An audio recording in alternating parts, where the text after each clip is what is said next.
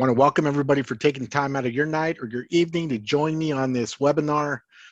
I do understand we have users from all avenues, whether you're a beginner, just received your spinner, to intermediate, to a little bit more of an advanced user, to people probably coming back for a refresher.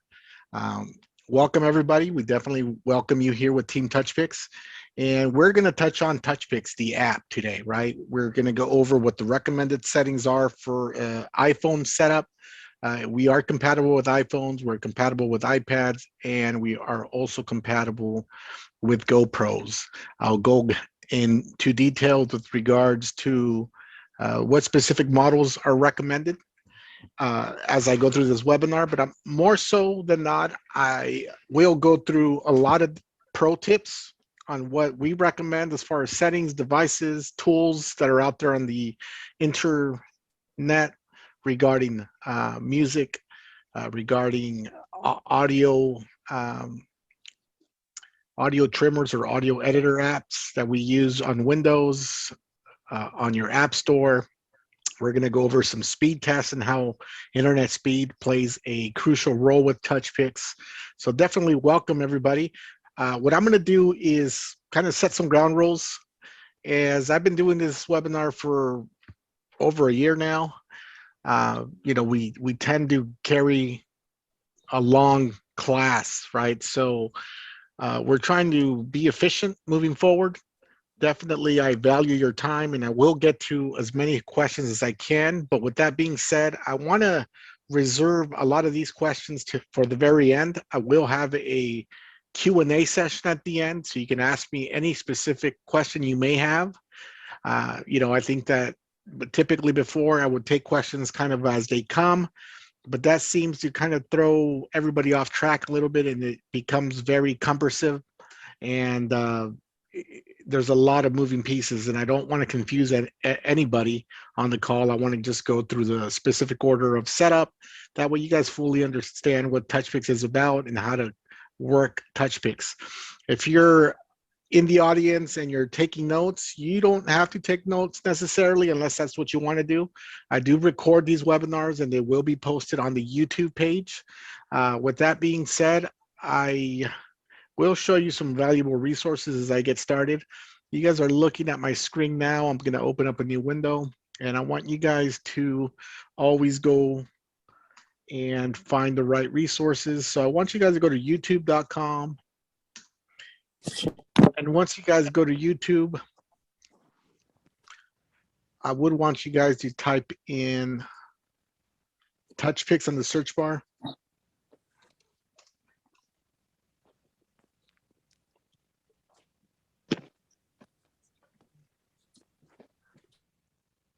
Once you're in TouchPix, you will see the official TouchPix logo. Feel free to add that page to your favorites. This is our developer here, Mr. Martin.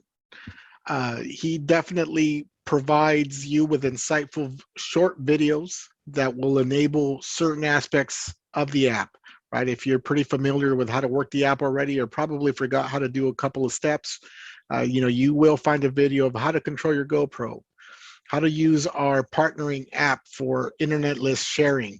I'm not going to cover this because this is a whole different conversation here that kind of leans into more of the moderate to advanced users. I will show you how to create an event, how to get up and go quickly and efficiently. And this conversation we'll have for a different day.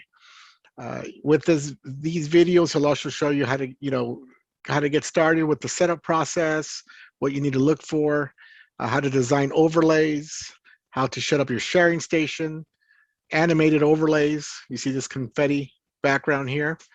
We will touch on all of that today, but I understand that if you guys are a little cramped for time and can't stay for the whole webinar, this is a great resource for you guys to have. So definitely join the TouchPix page, the official page.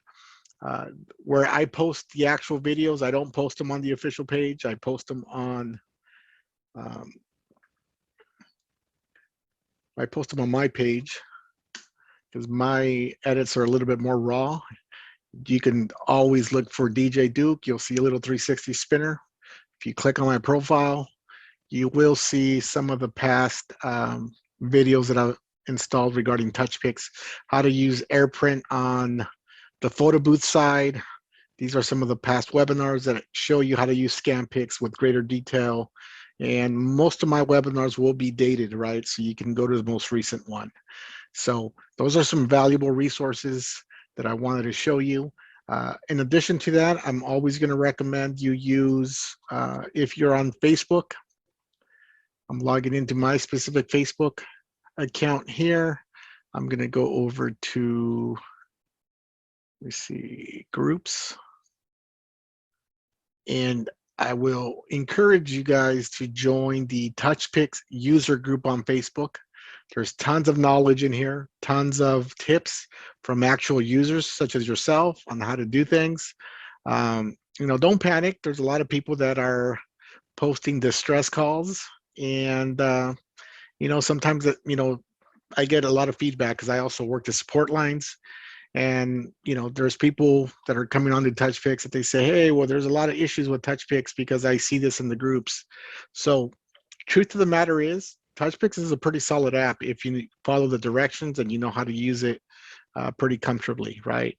It's the people who typically try to activate the app off their Apple App Store 15 minutes, 20 minutes, or maybe a couple hours before their event. They're trying to learn everything within a matter of an hour.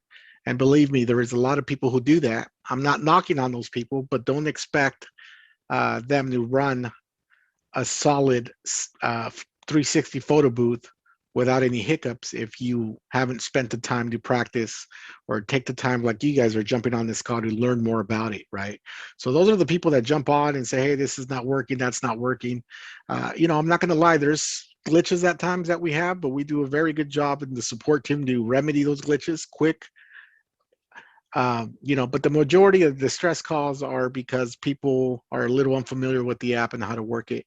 And I just want to encourage you guys to practice as much as you can, ask questions, even in the group. A lot of people get intimidated asking questions in the group. Don't feel intimidated. Ask away. You saw my profile. Let me see. You saw my profile here. I think I can tell you what my profile is. If you guys have an open mic, I'd appreciate if you guys can just mute yourselves, please. Thank you so much. So if you guys were ever in a pinch, feel free to shoot me a DM. That is my username there for TouchPix. I go by DJ1, right? So definitely shoot me a DM. There's also moderators in that group like Charles. He goes by Jessica Boone. Feel free to reach out to any of the moderators in the group once you join it, and we can provide you with answers.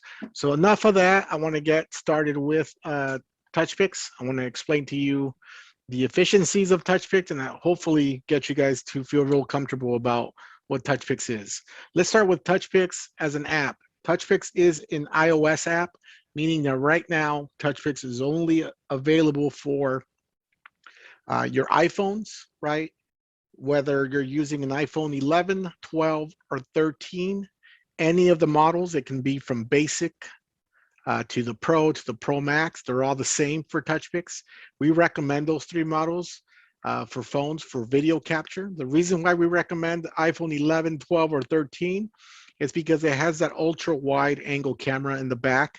We always use the rear camera. It is the camera that should be doing slow motion recordings because it's high definition camera. It's capable of capturing high frame rates.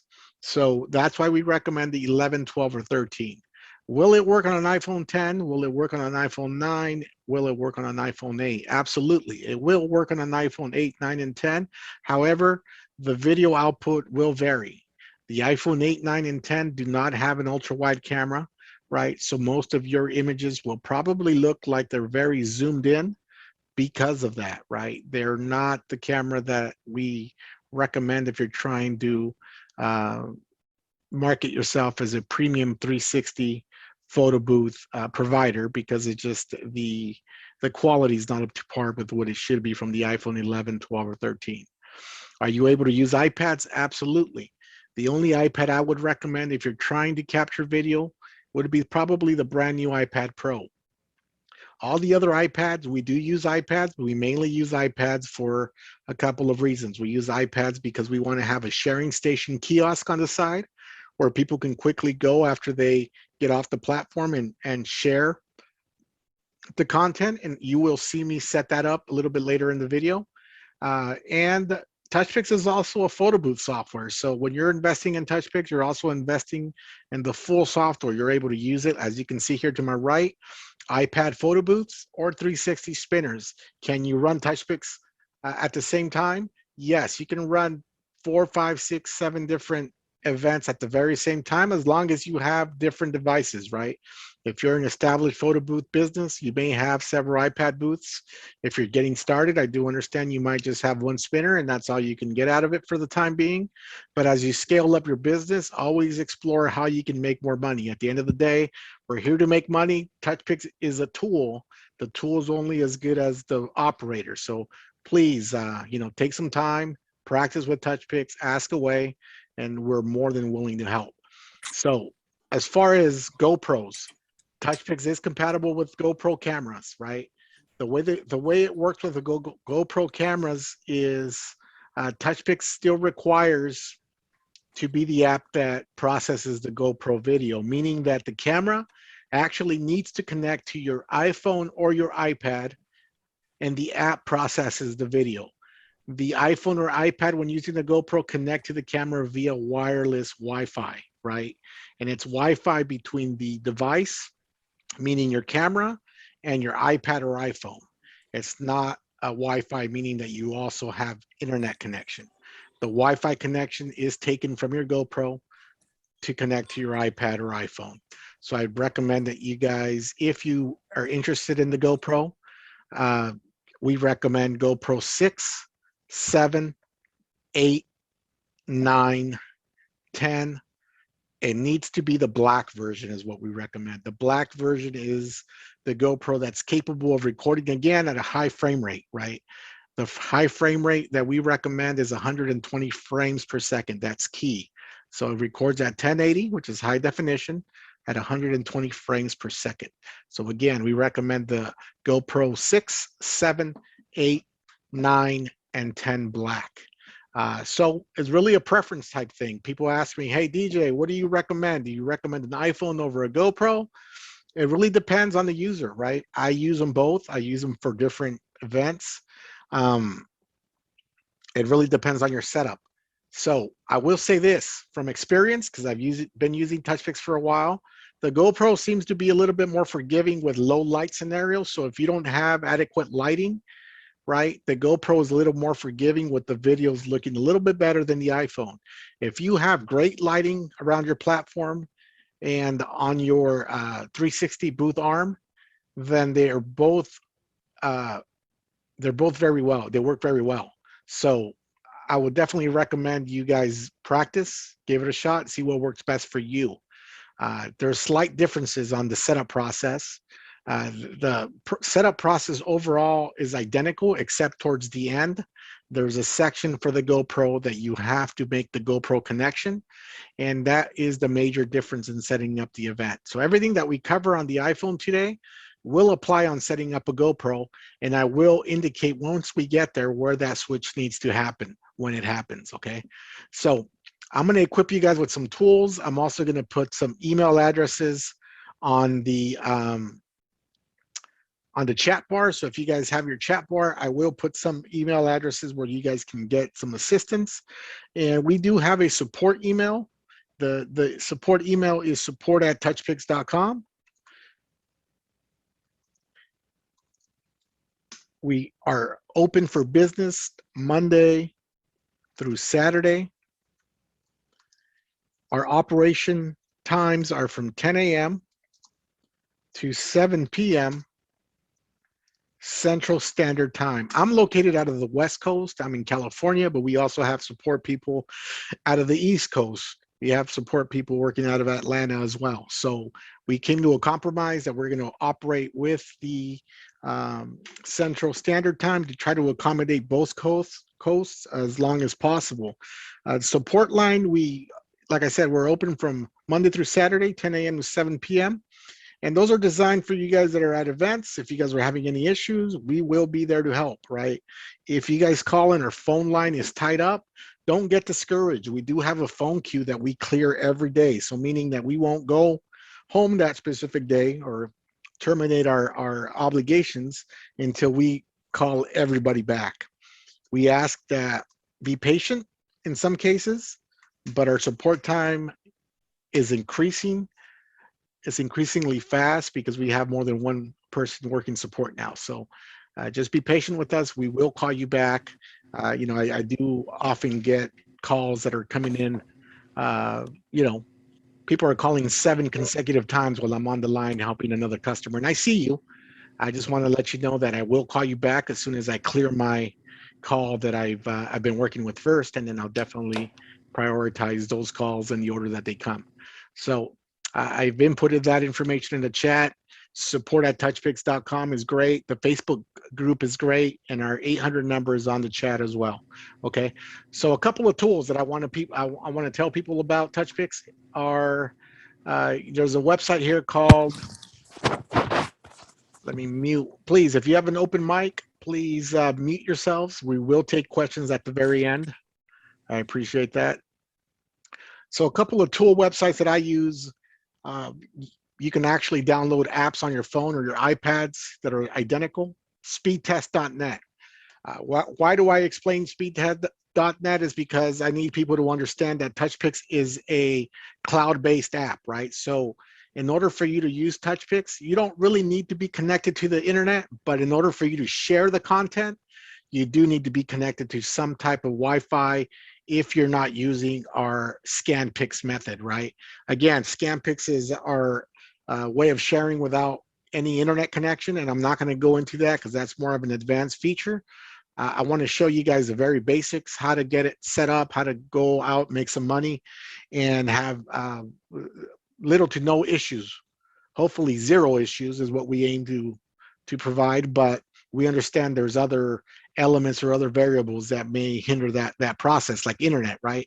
So if you go to speedtest.net, you can actually download an app on your phone, have it handy every time I go to a venue, right? If I'm using a mobile hotspot or if I'm using the venue's Wi-Fi, whatever is accessible to you. Once you go to this site, you're going to see this button that says go. And what it does is actually testing your internet connection or your Wi-Fi venue connection or your hotspot connection.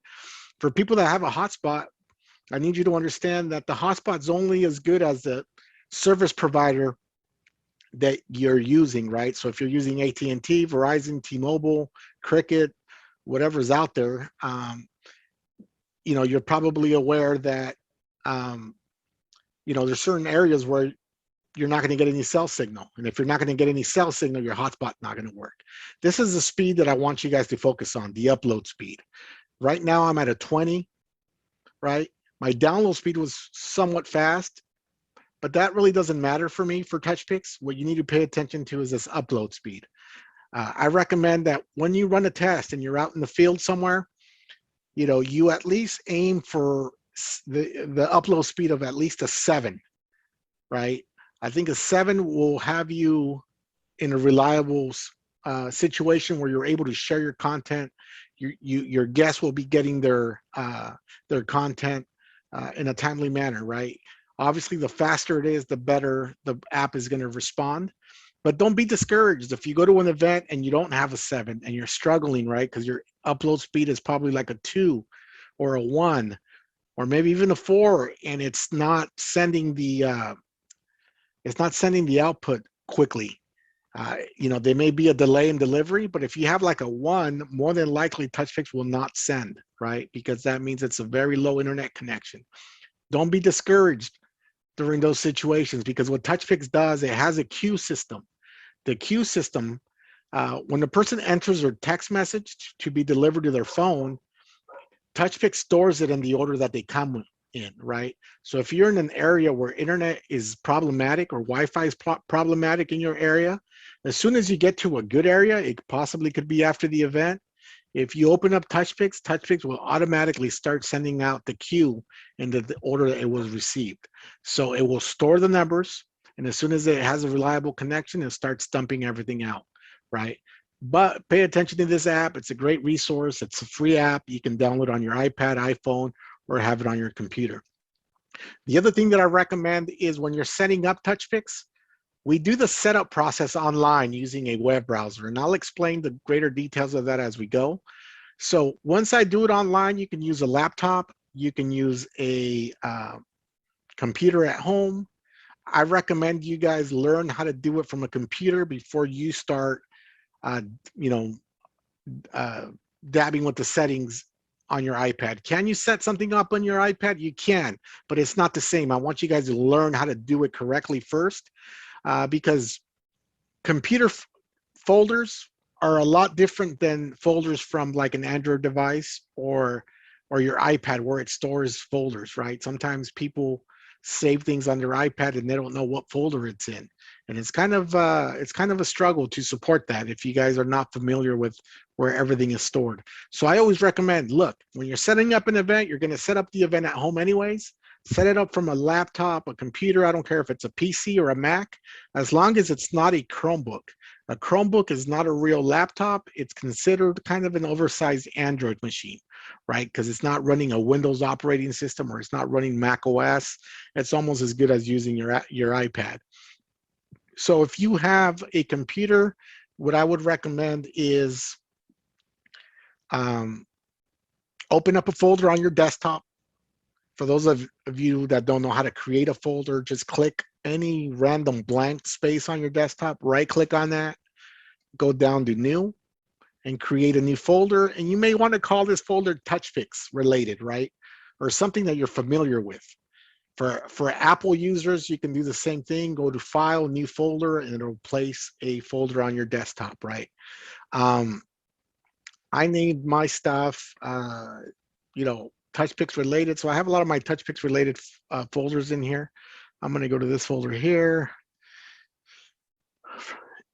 So I dump most of the files that I need into a folder called TouchPix 2. So you're asking yourself probably, well, why do I need to dump everything in a folder? I'm showing you how to do it this way. That way you're efficient, you know where everything is located, and you can access the files that you need in setting up your event. Well, what do you need to set up an event? I would recommend you use your logo. In this case, I'll be using the TouchPix logo.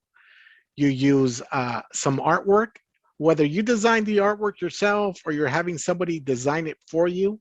I always save the artwork in this folder.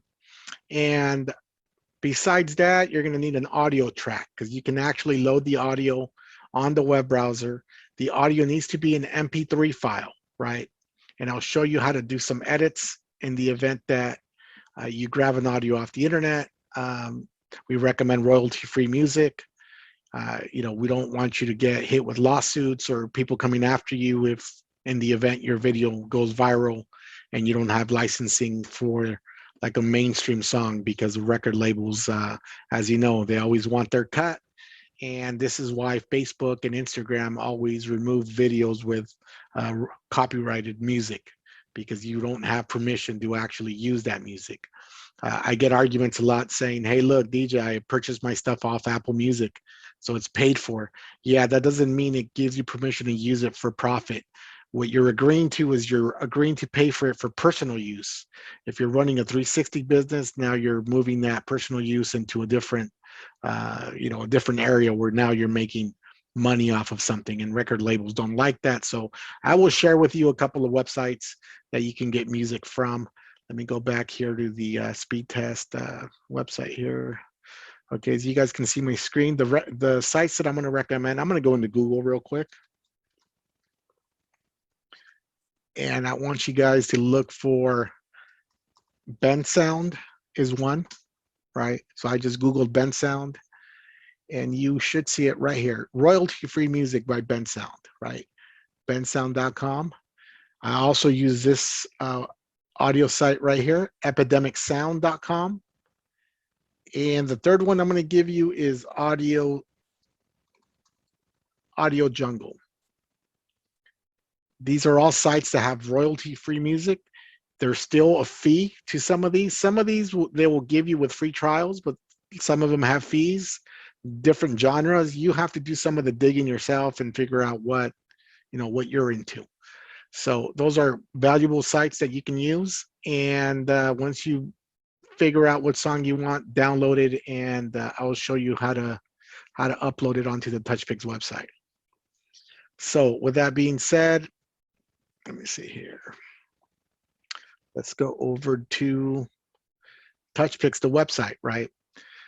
This is where you're going to live probably about 90% of your time in creating an event, right? TouchPix, the website, all you do is log in to touchpix.com. By the way, thank you for joining the webinar again. And I'm going to explain to you a little bit of our site. I'm going to blow up the screen. That way it's full size and you guys can see it a little bit better. So this is TouchPix. And if you don't have an account with us yet, what you would need to do is go to login, right? Once you log in, you're going to be asked to register for an account. Be mindful, register with your first or last name or your business name. As far as email address, I think it's super important for you guys to understand how the subscriptions work with TouchPix.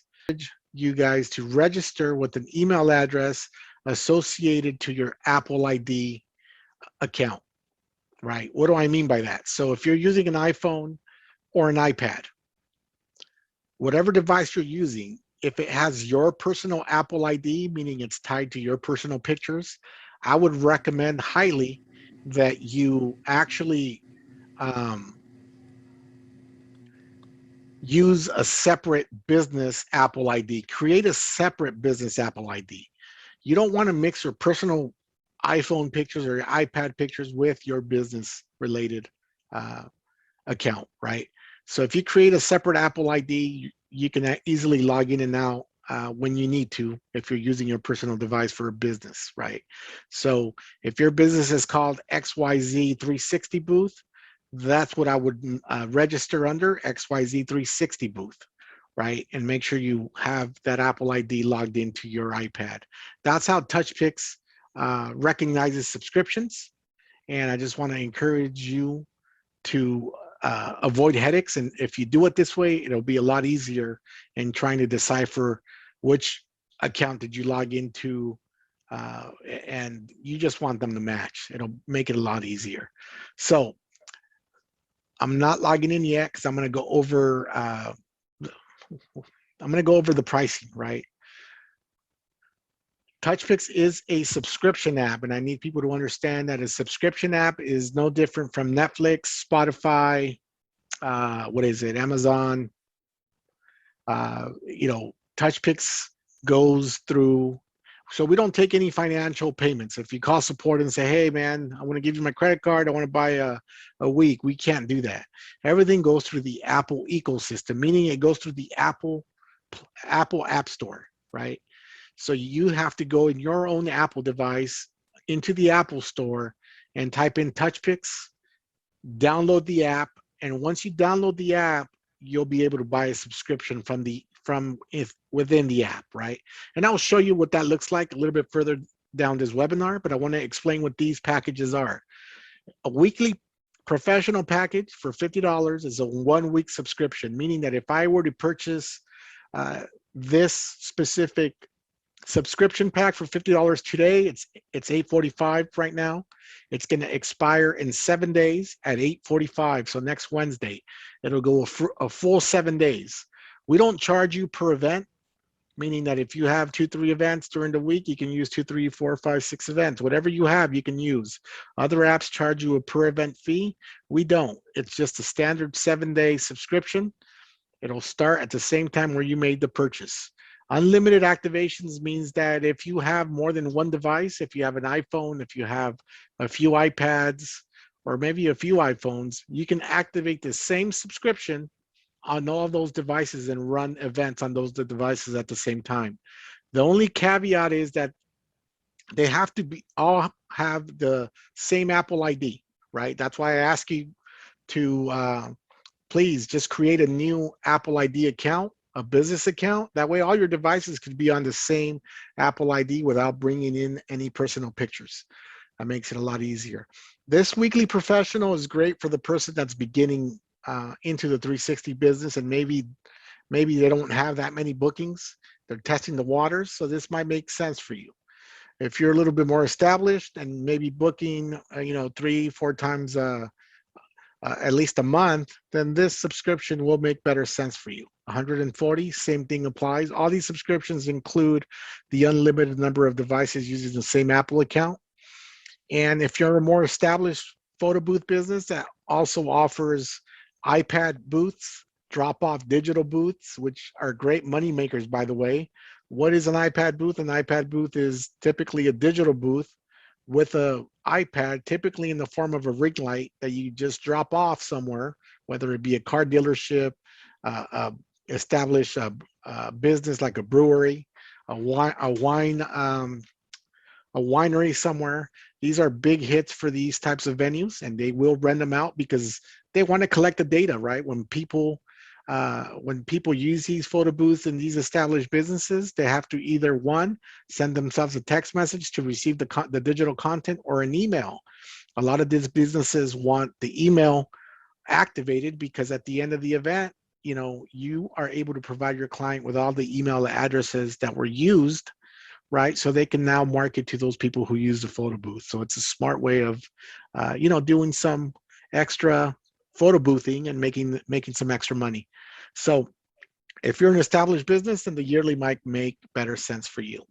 If you have more than one 360 booth, this might make better sense for you. So we do have kind of a hidden package. I want to see, it's probably offline still. Yeah, it's offline. We did have a white label. I'm not sure when that's coming back. A white label account is meant to help others, basically to help your business and help a partnering business. You can actually exchange bookings with a partnering business in the event that you're all booked up. People were kind of abusing the white label subscription as of recent, and it just got removed. And not sure if it's coming back, but if it comes back, we're setting some more security parameters around that to make sure people are not abusing how to use that. But that was a huge tool. It's unfortunate that we had to take it down because of that. And, we're setting up some security parameters around that. Again, if you go over to the support page, you'll see some tutorials, right? You can see some tutorials here, downloads and contact information, which I provided to you at the beginning of this webinar. I'm going to go ahead and log in now with my account. And as you can see, that's my account there. I'm just going to hit log in. Once you log into your account, you're going to see this first tab here. It's called Create an Event, right? The two tabs you're going to be working with to create an event are these two here. Create an Event and Designer. But we're first going to start with Create an Event. I'm going to explain to you what both of these options are. I'm going to go over Create an Event, a custom event, with great detail. I'm just going to go over briefly what Create an Event from Preset is. I just clicked on it now. And Create an Event from Preset is basically almost like a cheat code. If you don't want to really learn the software, you just want to get up and running, this will definitely do it for you. I think it's better to learn it from scratch. That way you get really comfortable with the software and you know where to make the necessary changes. But it breaks it down for you into a 3-click process. If you're just going to use a sharing station, just click on this. It'll ask you 2 additional questions and you're done, right? Same thing with the 360 booth. The reason I don't recommend this setting is because you're already paying TouchPix some subscription money. This event sets it up for you, meaning that it's picking the song for you. It's also branded with TouchPix logos, right?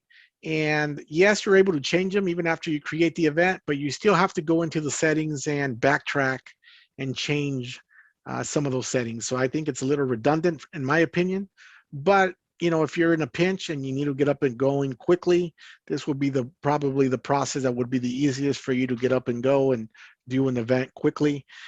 So it's there for you to use. So Create an Event from Preset has a bunch of different options. I'm going to show you how to create a custom event. So once you log in, you're going to hit Create a Custom Event. And as you can see, don't be intimidated. TouchPix, what it is, it's just a big long form that you have to make sure that you're telling the software what features you want to use. So we're going to start from the very beginning, and it's pretty self-explanatory. You're just going to answer some of these questions or kind of fill in some of these blanks here. like name my event, name of the event. I'm going to call this webinar. I'm going to give it today's date.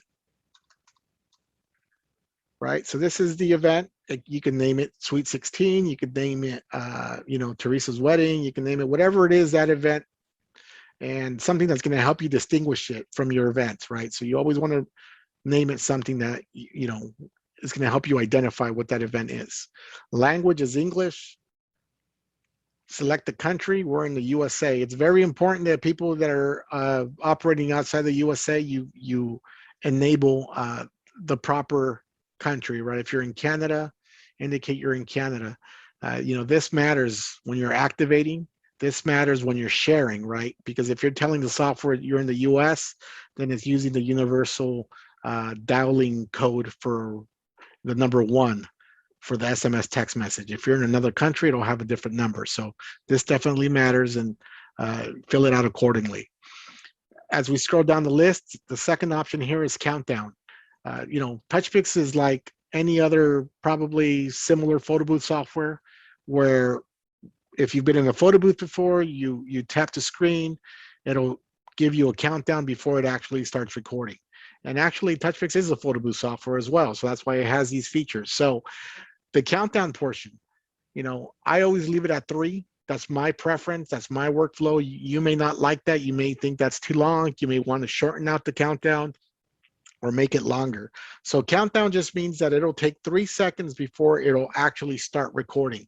During these 3 seconds is usually when I'll tell my guest, hey, this is a slow motion booth. In case you've never been on one, you know, the object of this is just to move with, you know, fun movements. A lot of people will ask you, well, how do I move, or what do I need to do? This is your time to interact with your guests and really explain to them how to have fun, right? I've had guests that I've explained that this is a slow motion booth, and then they start moving in slow motion. Then I have to explain to them, hey, no, you don't have to move in slow motion. The actual software will record you in slow motion. So a lot of people have never been on one, but after a few rotations, they'll get the hang of it. You know, they'll come back for more sessions, and they'll be more educated on the process of how to actually move and achieve the look that they want. So in my case, I put a 3.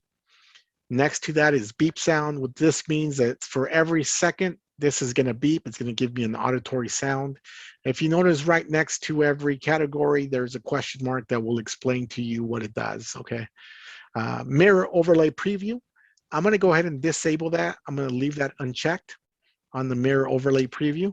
What that does on the mirror overlay preview is at the very end, when you upload your artwork, if this is enabled, is going to appear like with a mirror effect. So the letterings are going to look like they're backwards. It doesn't mean that the output is going to look that way. It'll just look that way during live view if you're using an iPhone. I don't think it's necessary, so leave it disabled, but in the event that you forget to disable it, you may see the differences. Okay, so just leave that disabled. Again, as I'm going down the list, the next item is a front or rear camera. Today we're doing the webinar on a iPhone for the iPhone setup. I'm going to go ahead and click rear camera. Okay, rear camera has the best output on any of the iPhone 11, 12, or 13. Actually, even if you're using a GoPro, I would recommend you select this, because if you follow my settings, in the event that your GoPro runs out of battery juice, your GoPro overheats for whatever reason, because you forgot to bring your external battery pack, you know, you're able to pivot to your iPhone without going into the settings and going and panicking. So if you follow my setup procedure, you'll be ready to just basically make that switch if you need to. So for now, click rear camera, and I'll show you where you have to make that distinction to switch cameras if you're using a GoPro and not an iPhone. But for now, tell the software you're using a rear camera. The camera exposure, leave that enabled. What that allows you to do is, if you don't have great lighting and maybe you go into a dim venue where your lighting is pretty weak or is not as bright as you would want it, going into the camera exposure will allow you to make changes to your camera exposure, like increase the exposure or the ISO, and it'll kind of compensate for your lighting or for lack of proper lighting. So definitely leave this enabled. I think it's useful. You might not use it, but it's always good to have in the event that you're in a super dark space and you need to compensate. QR app protection, leave this disabled. You do not need it. This is more so, in my opinion, for the photo booth side. This is for people who have iPad booths that are drop-offs. You don't want your guest to access this backend or the backend settings of TouchPix. So if this is enabled and you want to adjust something in the settings, it's going to ask you to scan the original QR code before you can access the backend. This gets pretty annoying.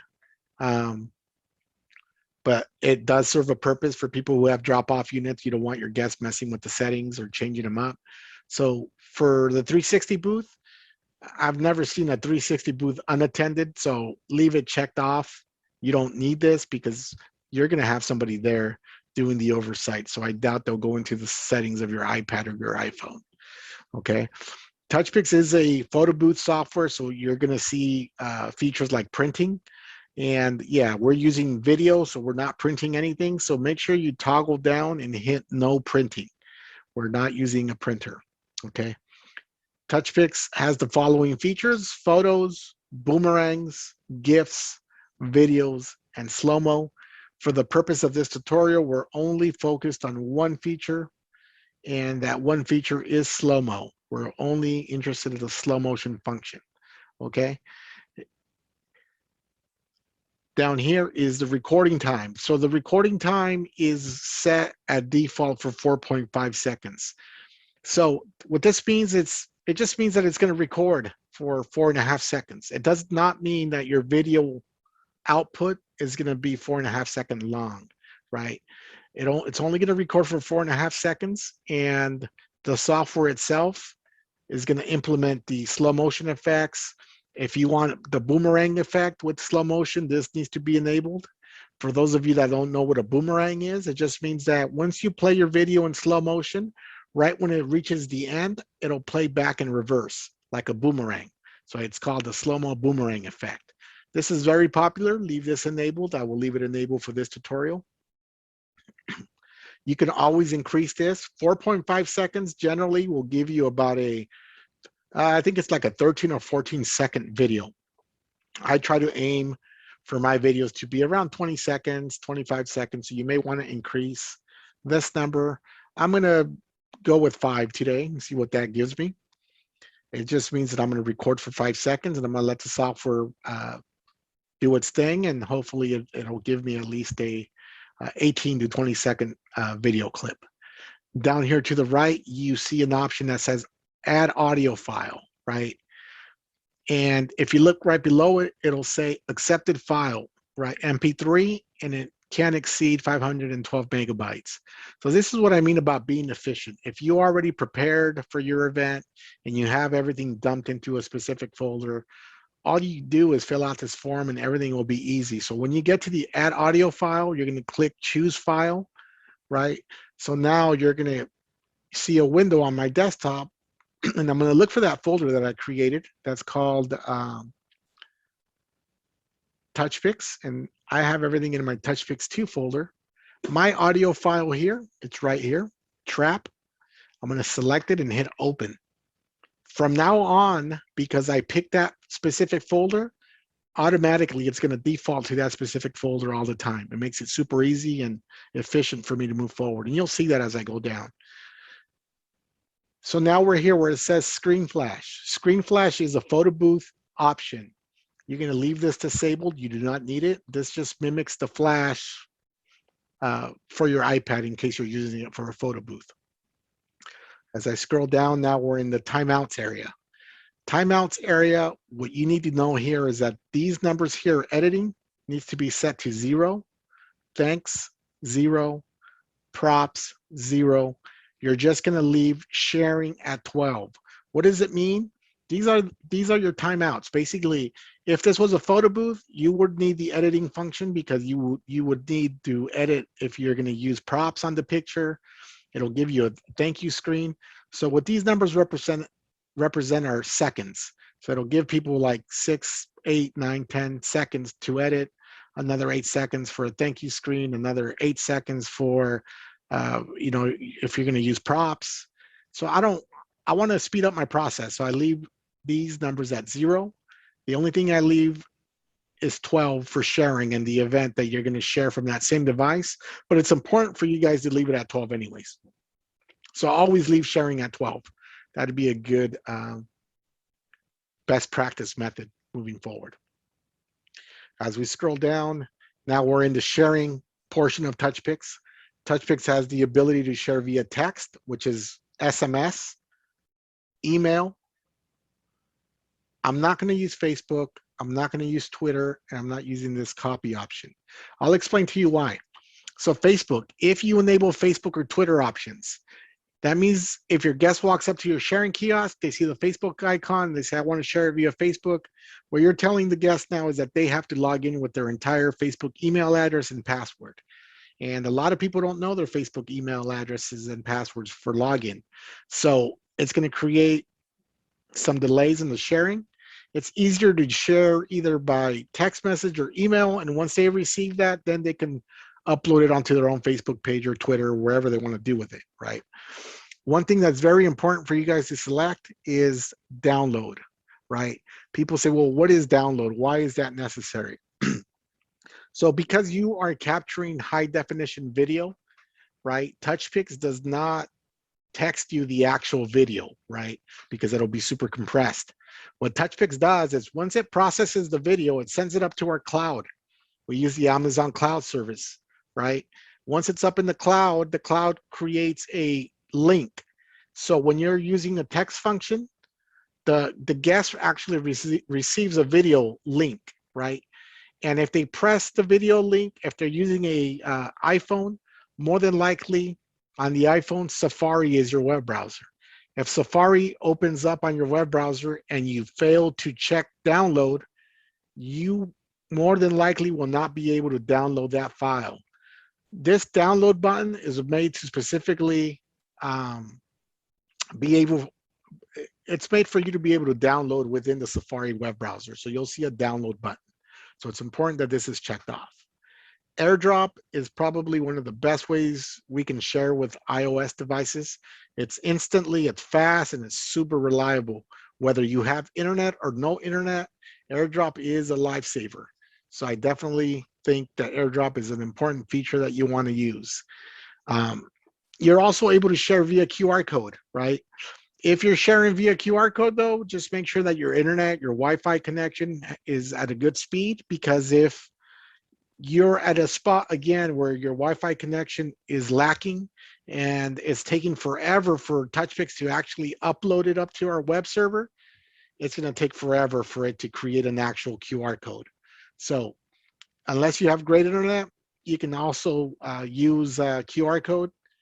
But I would stick with the way I would do things is SMS, maybe download, AirDrop, and QR code if it's available for me. You can use any of these functions, and this is what I would recommend moving forward and to try it out. I'm not going to select edit screen because this is for, again, the photo booth side of things. If you hover over it, it'll allow you to draw on the photo booth pictures. This is a video booth, so I'm going to leave it unchecked. What is very important is this here, the in-app gallery. Please select this. This actually helps you communicate with your iPad kiosk station if you're going to set up a separate kiosk station. But this is also important, even if you're not setting up a kiosk station, this will allow you to share from the actual device. You will see the online gallery on your main screen. So important to leave it selected. As we scroll down, this is your email subject heading, meaning that when people receive, if they pick email as the way of sharing, you can alter this and put your business name in here, XYZ 360 booth. Whatever your company business name is, this is what you're gonna put it as the email subject. I usually keep these 4 boxes very consistent, meaning that whatever message is in here is what they're gonna receive if they're choosing email, if they're choosing text message. You know, you wanna brand yourself. You know, thank you for using XYZ photo booth. please see us here, just kind of abbreviate where you're at. Please refrain from using special characters like the at, like the pound. So we use a company called Twilio that basically disperses our text messages, right? And there's been a lot of new laws and regulations with the ability of texting uh, websites or hyperlinks or even uh, stuff with hashtags and stuff like that. So sometimes they get red flags and you'll never get it. So we're just trying to equip you with the best possible way. If you can abbreviate it some other way, you'll be fine. So far, phone numbers have been red flagged at times, but sometimes they don't. So just figure out, be creative on what you want to send out, how they can get a hold of you without using any special characters. Okay, so just please follow these instructions and you'll be more successful. I usually, like I said, I put the same message on all 4 boxes, and that's how you brand your business, and that's how people know who you are and how to book you. I'm going to scroll down here where it says face props. We're not using props, right? This is not a photo booth, so I'm going to leave it at no props. We're now in the branding section. The branding section is actually very cool. I'll show you how it looks too with an Apple TV as I activate my event. So if my business is called XYZ Photo Booth, then that's what I'm going to put, XYZ 360, right? You're going to want to put your business name here. The branding section, this is where you apply your logo. This is where it's important for you to have your logos ready. As you can see, the file types that are accepted are JPEG, PNG, in some cases are MP4 videos. I would suggest you stick with either a JPEG or a PNG. PNG is actually my file of choice. PNG just means it's a transparent logo. It means it doesn't have a background to it. So I would definitely recommend sticking with PNG files if you have access to those for logos. Keep them under 4 megabytes. I typically use the same logo on all 3 locations right here. So the app logo is going to go on your sharing station as the middle center icon, right? It's at the very top. You will, whatever logo you load here, that's where it will appear. The app logo also, if you're using an Apple TV as a slideshow and doing screen mirroring, the app logo, whatever logo you put on here, it will have the logo on your Apple TV on the middle of your screen on the very top. Whatever logo, it will reflect there. The app background logo. The app background logo is actually the logo that you choose that's going to sit right behind the TouchPix controls. And I'll explain to you with greater detail once I scan my event and show you guys how that looks. Then there's a web gallery background logo, meaning that for every event you create, TouchPix will assign independent web gallery for that event. The web gallery is what you share with your client, right? At the end of the event, you're going to be able to provide them a link of all their videos, and they could just click. With one click, they could download all their files. But behind your thumbnail videos, you can actually provide a logo to brand your business. So in this case, if I hit app logo and I click on choose file, as you can see, it automatically takes me back to that original folder where I have all of my files. So it makes it real easy for me. I'm going to select this TouchPix logo. If you look at the dimensions while I hover over it, it's 2100 by 1500 is the size, right? Are the dimensions, and the size is 314 kilobytes, which is a very small file. So I'm going to go ahead and click that logo and hit open. I'm actually going to use it for all 3 app logo. I also want that same logo. You just want it to be your business logo, right? And I'm also going to use it for the web gallery background. And I'll show you how that looks a little bit later in this webinar. So I'm going to click open. The one that I'm not going to show you is this one here, the attract screen. I'll explain to you what it is. So the attract screen is it can be either a picture or it can be a video file. And that attract screen option just means that it'll attract people. Typically it's used when, if you put like a logo of a bride and groom, right? and you have your 360 booth setups at a wedding, you're always going to run into some instances where they're cutting the cake or they're doing the toast where your booth is not going to be used, right? Because people are preoccupied on the bride and groom. What a track screen does is if your photo booth sits at idle for a little while, it'll start showing an attract screen, right? In my case, it's a video. You can use a picture, you can use anything that you want, but it just adds that extra personalized touch to that specific event, right? So you can add a logo, you can add a picture of somebody, whatever it is, it's just an attract screen that's going to pop up. The way you get rid of that attract screen is you simply just tap on the screen and it'll go back to its normal functions. So it's just meant to attract people in the event that you get creative on how to use it, right?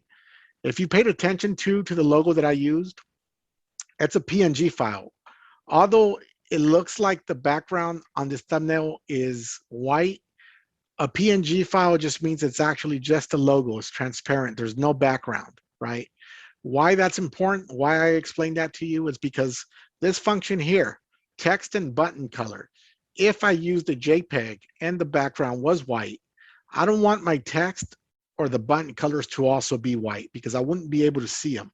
They'll be camouflaged. So I would want to click on this square and change my text button color to something other than white if I had a white background.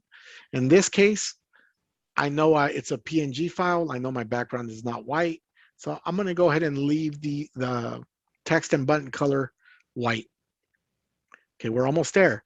So we're here at the trigger configuration. So if you're using an iPhone, TouchPix does have motion trigger and the ability for you to start a session, right? What does that mean? Most iPhones have built-in GPS sensors within the iPhone, right? If you have a manual spin or automatic, maybe you don't want to touch the iPhone screen all the time. Maybe you just want to use a remote.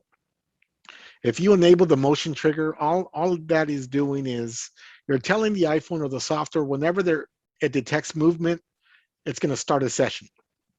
So it'll trigger by motion. That's all that means. I don't really like to use it that much. I like it disabled, but you may, really practice with it and see if that works with your workflow. But I like to leave it disabled. As I scroll up now, we're at the very end. Don't be discouraged if you don't see this here. Save as a preset on your end.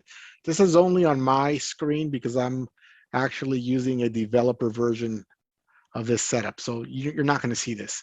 Yours is going to stop here where it says external screen. I'm going to explain to you what external screen is. I think this is an ability where a lot of people can make a little bit more money. If you hit enabled, you're basically telling the software that you own an Apple TV. I don't mean a physical TV that Apple makes. What I mean is an Apple TV is a little black box, similar to an Amazon Fire Stick or a Google Chromecast. It plugs into your TV via HDMI. And by the way, I think I've seen them on sale at Walmart recently for about $89 or something like that. I'd recommend that you guys buy if you're interested. This is optional. You don't need it, but if you guys are interested, I will show you how it works today. But if you are interested in charging a little bit more money, I think it's a great way to upsell your product, right? What does an Apple TV do? Well, because it's a Apple product and you're using an iPhone or an iPad, TouchPix has a special feature where you can actually do a screen mirror that actually looks very professional onto your TV. So the screen mirror with an iPhone will actually have a recording live view that people would be able to see themselves while they're being recorded. And as soon as they jump off the spinner and it's done processing the file, the Apple TV will show a video playback. Furthermore, it'll actually apply a QR code if you have good internet right below that video, so people can actually share by walking up to the TV and scanning the QR code right below their specific video, right? Company logo just means whatever file you uploaded here will appear on the TV. Live view, this only applies for the iPhone, right? You have the ability to live view record. Maybe you don't want to do live view recording for yourself for your event. Maybe you just want to do a video slideshow. If you want to just do a video slideshow, you need to come here where it says external session, click on the drop-down menu and select slideshow.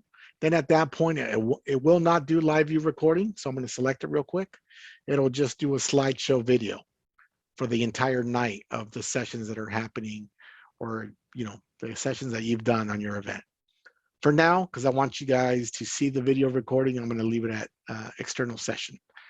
Once you're at the bottom of the form, you're going to click submit. This took a while to explain. It normally doesn't take this long to actually complete an event. If it's your first time, it's probably going to take you about 15 minutes, right? But once you're very well versed, it's going to take you probably about 3 minutes. So it's super easy to do. And I'm going to actually even show you another cheat code once you find your specific settings. So once I hit submit, I'm given this QR code. I'm not ready to scan this QR code yet because I got to now design my artwork, right? So before I scan this QR code, I'm going to click on the designer.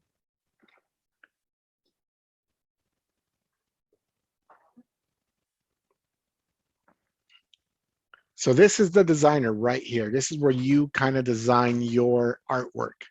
First things first, on the left-hand side, you're gonna go over and toggle over to templates. It's already preset to slow-mo overlays. So TouchPix allows you these 5 overlays for slow motion. Slow-mo overlay 1 is considered a vertical format overlay, meaning that for this overlay, it's recommended that your phone is sitting vertically on your mount, meaning with the camera on the top, right? This is what I would recommend the setup for this. Camera on top, vertical overlay. The most popular one is this one here, overlay 2. It's a perfect square. It's popular because it's very Instagram friendly. You can actually just, as soon as you're done, you can just post it on Instagram quickly. Your phone can be landscape, meaning on its side, if that's what you want to do, with slow-mo overlay 2. Slow-mo overlay 3 has a wider angle lens, so you capture more of what's happening, not only on the platform, but probably a little bit beyond. And slow-mo overlay 4 is ultra wide, right? You capture a lot more of what's going on. And slow-mo overlay 5 is a cropped out vertical template where your phone actually needs to be portrait again. So for this purpose, I'm going to go with slow-mo overlay 2. Once I click on it, you see that the silhouette jumps on the screen on the right-hand side, right? I'm going to show you how to design it with the very basic features TouchPix offers. If you're not a designer, you may be more like what I do. I actually hire out. In the TouchPix groups, there's a lot of freelance graphic designers, and they have pretty affordable rates for custom designs, right? But if you know how to design, then you may want to just design it either here or design it in Photoshop. Really depends on what you want to use. So I'll show you how to use the onboard designer quickly. Just don't judge me because I'm not a designer. I'll just show you how it works. If you go over here to your left and you click on stickers, you're going to see a lot of PNG files, which means that they're transparent, that they're ready for you to use and design as you please. So there's a huge list. I'm going to go with let's go with this here, some greenery. All I did was click on it. Once I clicked on it, it pops it up on your screen. You now have the ability to resize. You have the ability to rotate if that's what you want to do. And you have the ability of placing it wherever you want. Maybe I want it there. Maybe I don't want it green. And if I don't want it green, I'll play with these sliders up here. Hue, right? I'll play with the saturation until I find a color that I like. Maybe I like that color there, or maybe I'll just for a different color. Okay, maybe I like that color there. And if I want to create a frame, all I do is hit this copy icon here, and I'll just keep on adding until I create a border or a frame, right? So that's super easy to do. You can do that with any of these designs that are preset. Again, I'm not a designer, but I'm just showing you how to kind of do it within the TouchPix app. So I'm going to delete. Anytime you want to delete something, you just click on it and click delete on your keyboard. Click delete. And now I'm going to show you how to add text. If you want to add text, you go over here to the left-hand side and hit text. I'm going to click on the word large text. You're going to see it bounce over to my screen. I'm going to drag it down to the middle. I'm actually going to stretch out this box just a tad bit, right? And now I want my text to be bigger. So now I'm going to go over to the left. You see there's a number or a numerical value here where I'm going to click the up arrow, and you see my text getting larger. Maybe I don't like that font. And if I don't like that font, I'm going to go to this drop-down menu up top and pick any of the fonts that TouchPix offers here. Let's try this. And if I double click here, you can actually edit the text. But before I double click, I'm going to change my font color to, I don't know, let's use yellow or something bright. Right? Double click on the word text. And now I can write whatever. Happy birthday. And you can just center it wherever you want to center it. If you need a guide so it could be perfectly centered, there's this option here that's called Enable Grid. It'll give you a grid, that way you make sure that your design is centered, right? You disable it. And if that's something that you want to do, you can either hit Add Template. But before we do that, I'm going to show you how to add your business logo. So that was under stickers, right? Now I'm going to go under Uploads. Under Uploads, there's a custom sticker, right? I'm going to click Browse because I want to add a sticker. And because I hit Browse, that same folder pops up. And maybe I want to use this TouchPix logo as my company logo. So I'm going to select it and hit Open. Once you hit Open, go all the way to the top.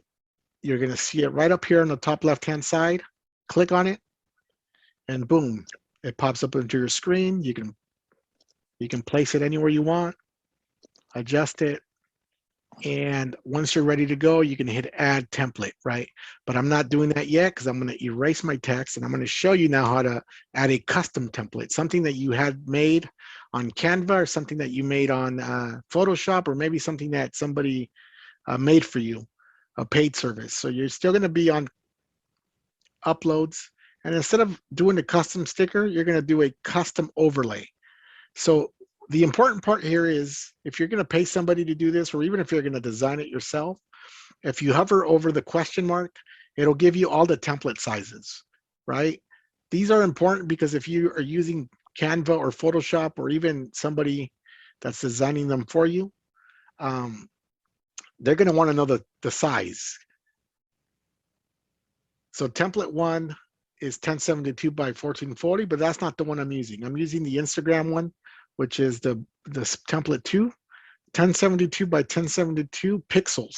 That's the size that they need. So that's super important for you to know, right? If you paid somebody to do these for you, more than likely they're going to email you your finished product. You're going to save it into that folder on your desktop, and you're going to click on Custom Overlay. You're going to see that same folder pop up, and I'm going to click on this new PNG file, click Open.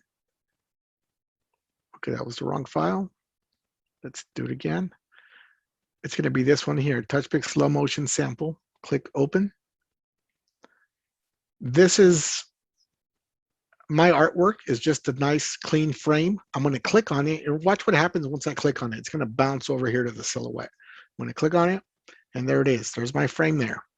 But I'm not done yet. I still want to add a little bit more of a personal touch. So in this case, I'm going to go ahead and click Custom Sticker. And I had somebody to, just kind of write with nice font the name of the person. So I'm going to use this artwork here. Click Open as a sticker. You see it pop up on the top as a sticker. I'm going to click on it. And once I click on it, it goes onto your main screen. And now you have the ability to adjust it.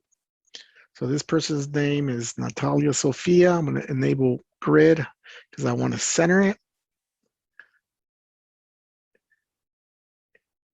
And that is my artwork for this event. Once I'm satisfied, I want to make sure that I'm going to add the template to the correct event. As you can see, if I hit the drop-down menu, these are all my events that I've done in the past.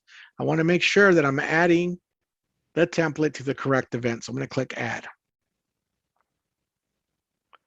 Once it turns green and it says it's added, then I'm good to go. So now what I'm going to do is I'm going to grab my my iPhone, and you guys are going to be able to see the next process here. I'm going to scan into it. I'm going to go over the settings and show you guys how it works, and then I'll be ready for some questions. So with that being said, I'm going to go here on my TouchPix page first. I'm going to go over to, let me blow it up one more time. I'm going to go to my account, events. This is the event that I just set up right now. I'm going to click on QR code. I'm going to minimize my window briefly.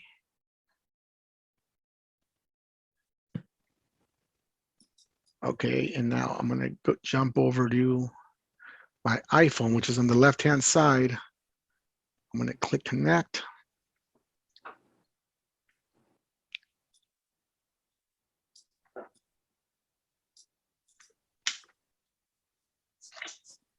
There's my iPhone popping into the screen. And before I scan that specific QR code, I'm gonna share a couple of things that you need to know about TouchPix, right? So what I would recommend is the following. You're gonna download TouchPix from your app store. So let's go over to the app store. And in the app store, under the search bar right here, right at the bottom, you're gonna type in TouchPix.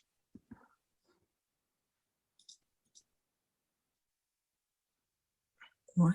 If there's an update, typically this will say update. In this case, it says open, it's ready to be used.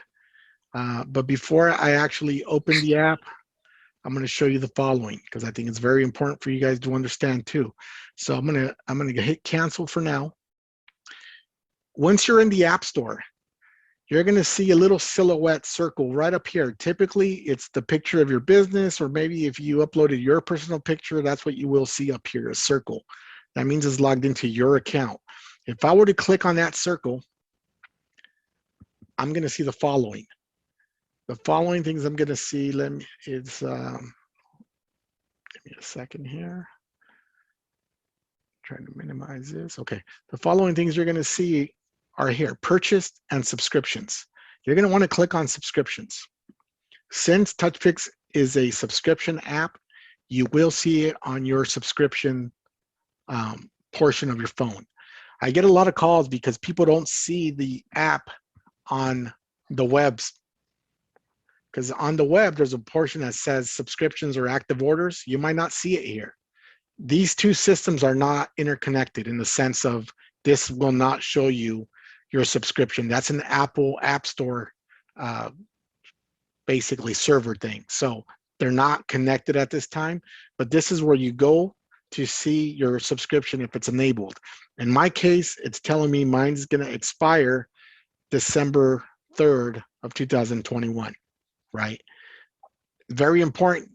If you don't want TouchPix to be, or if you don't want the Apple App Store to auto charge your card every single week or every single month, please come here 2 days before your app expires, click on TouchPix and hit cancel subscription, right? If you don't cancel it in time, it is going to keep on charging your card till you tell it to stop. There is no problem with you stopping it and starting it as you find fit, right? But we often get calls saying, hey, you guys have been charging my card. Well, again, we don't deal with none of the financials, and everything goes through the Apple App Store. So this will be somewhere where you need to know kind of how to maneuver your subscription, okay? One common question is, if you stop your subscription, do you still have access to your account? Absolutely. You will always have access to your account on the web. You will always have access to your past galleries and those everything that's been stored there. TouchPix will store the gallery for up to a year. So you have a year to get all your pictures down. If not, then they'll get deleted if they're older than a year, okay? So with that being said, now I'm going to toggle back over. I'm going to click on TouchPix, the app. As soon as I find it, there it is. So here is TouchPix. There is my QR code. You guys are not seeing my phone. So when you download TouchPix, you're going to click on subscriptions. This is where you make the purchase for your app, whether it be the week, month, or year, right? But if you already have a subscription and you just want to make sure that everything's working solid, I'm going to click Restore Purchase. And once I click Restore Purchase, it'll say success. Your subscription has been restored. It just means that it's synced up to the server and I'm ready to move on to the next step. So I'm going to click the back button and I'm going to click on Activate Event. If you don't have a subscription and you just want to try TouchPix, by all means, you can try TouchPix for free by clicking on 360 spinner, right? And it's telling you it's under test mode, making sure that you understand. And you can actually try the settings from here, right? All the settings will be watermarked in the event that you do try it. The text messaging and the emails will not send out under test mode because there's a fee that TouchPix pays for that. You can try any of the other features, AirDrop, text messaging, and emails will not send out based on the fee, but everything else will work. In this case, I'm not going to run it on a test. I'm going to hit Exit Test Event. I'm back here to the original. So what I'm going to do at this point is hit Activate Event. And now it's asking me, do I want to activate a sharing station? Do I want to activate a test event? Or do I want to activate a real event? Well, if you have an active subscription that's already paid for, I recommend you just do an active event. But maybe you're just kind of getting ready, you haven't bought it yet, and you just want to make sure everything works. Then in this case, you're going to hit a test event, right? Just to make sure everything works, and maybe you're going to wait a couple days longer than activate it on a Thursday because your event's on a Friday, right? So then you can do tests. In this case, I'm going to just hit Activate Event. It's now looking for my camera. I'm now going to select the QR code. It's recognizing the event. It's setting up the event, right? Because I also told the software that I'm using an Apple TV, this little warning comes up saying that it needs some resources. That way it can sync up with what we want to do with the Apple TV. I'm going to hit OK. It's going to download some content.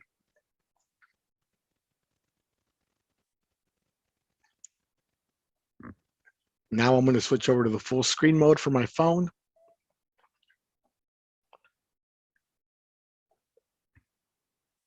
So as you can see right now, this logo, TouchPix, is the logo that I added. That's where it is going to live, right? I'm going to go into the settings and I'm going to go into some greater detail right now. But before I go there, I want to show you where to get some free music, because I think it's important for you guys to also know where to get free music in the event that you don't have any music. So at this time, I'm going to click on this hamburger icon on the top left-hand side. And I'm going to go into settings, the very first option. Let me move this taskbar out of the way. And when I'm in settings, the first thing I'm going to look at under the very first menu called session, I'm going to look at this area here where it says compress. By default, TouchPix always installs it at medium quality. If your internet is very good, I recommend you toggle it over to ultra high quality. Medium quality helps people out that are in poor Wi-Fi areas. It just makes your files a little bit more compressed. It helps the file size with the transfer. But I like to set mine at ultra high quality.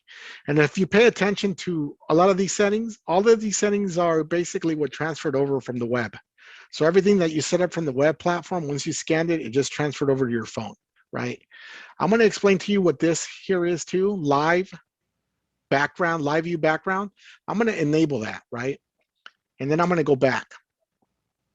So live view background just means that now my logo turns into a live view. So when I have my phone set up here on my 360, because sometimes you have guests that are super tall or super short.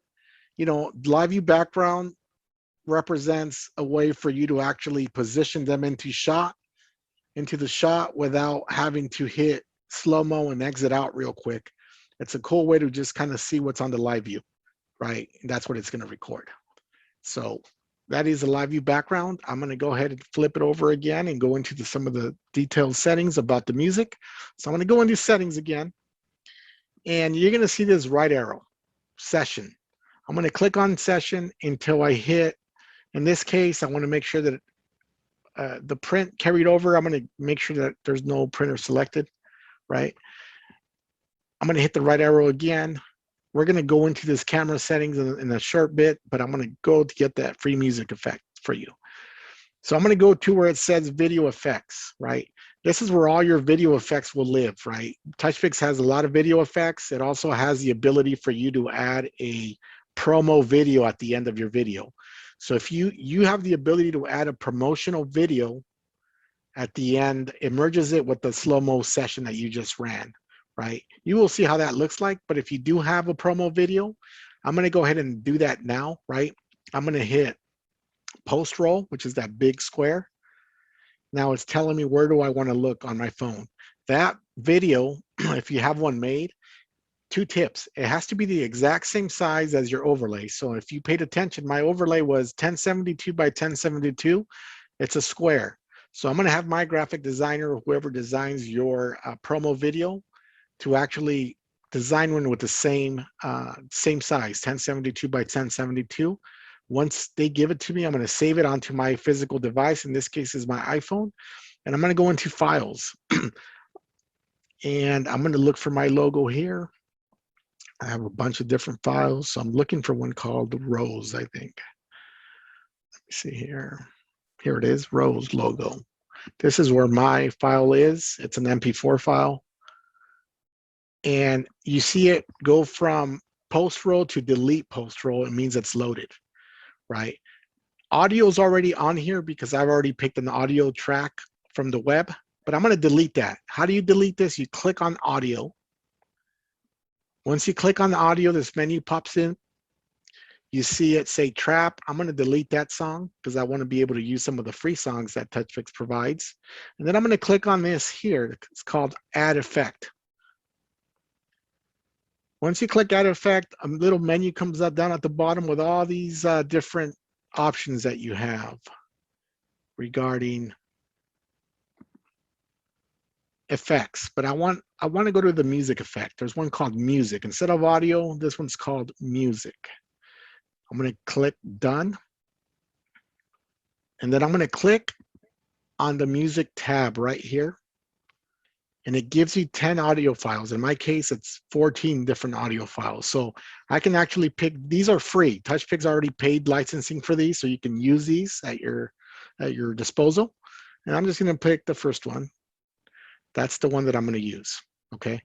So we're going to come back to this menu, but I just wanted to show you where it was located. I want to go over to the camera settings. Please note that these camera settings, they only need to be set once. The only reason you would have to go through these settings additional time is if you delete the app and reinstall, right? So I'm in the camera settings up here. I want to make sure that my camera is set to back. Even if you have a GoPro, please follow these steps. I'll show you how to make the switch over to the GoPro when you're ready. I want to prepare you in the event that your GoPro fails or battery dies or something happens, you're ready to go and just stick your iPhone in there. So click on back, and then you're going to scroll here to the bottom, and where it says lens type, I'm going to click where it says lens type. And I'm going to select the ultra wide lens for my iPhone 12. That's the one that I want to use. You're going to get a warning saying that you need to switch to slow-mo speed. I'm going to click understood. Now you can see the option of ultra wide being an option. Now I'm going to click on slow-mo speed. And for slow-mo speed, we recommend you set your phone to 1920 by 1080 at 120 frames per second. You're going to see 2 options. Always pick the first one. Once you pick the first one, click done. And then if you do have a GoPro now I would advise you to make that switch over to GoPro. The reason I have you do that is because if you were to hit the front camera, these options that we just went through right now with the wide lens and slow-mo speed, they don't appear for the front camera settings. Meaning that if your GoPro were to die or something were to happen with your GoPro, you're going to be panicking at the event, trying to get through that event. And you're not going to remember to come back in here and set your wide angle lens, set your slow-mo speed, right? But if you already have it set, then you can always toggle back and forth between GoPro and back camera, and your settings will remain, right? So it's just kind of preparing you.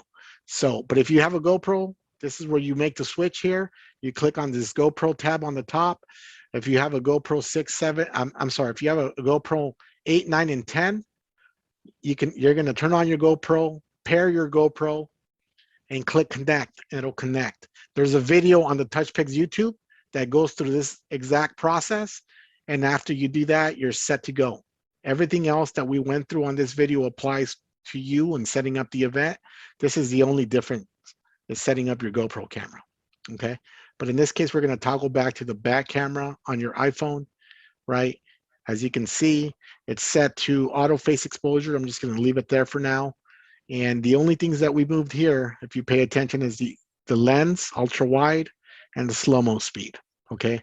Now I'm gonna click on this top arrow again and click on video effects, because now I want to add some video effects, right? I don't want my video looking too plain. So I'm going to click this button here called add effect. And I'm going to add an effect called,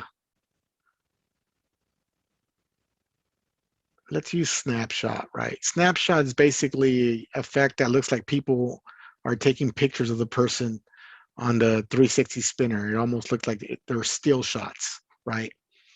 You'll see some flash. And once I select snapshot, I'm going to click done.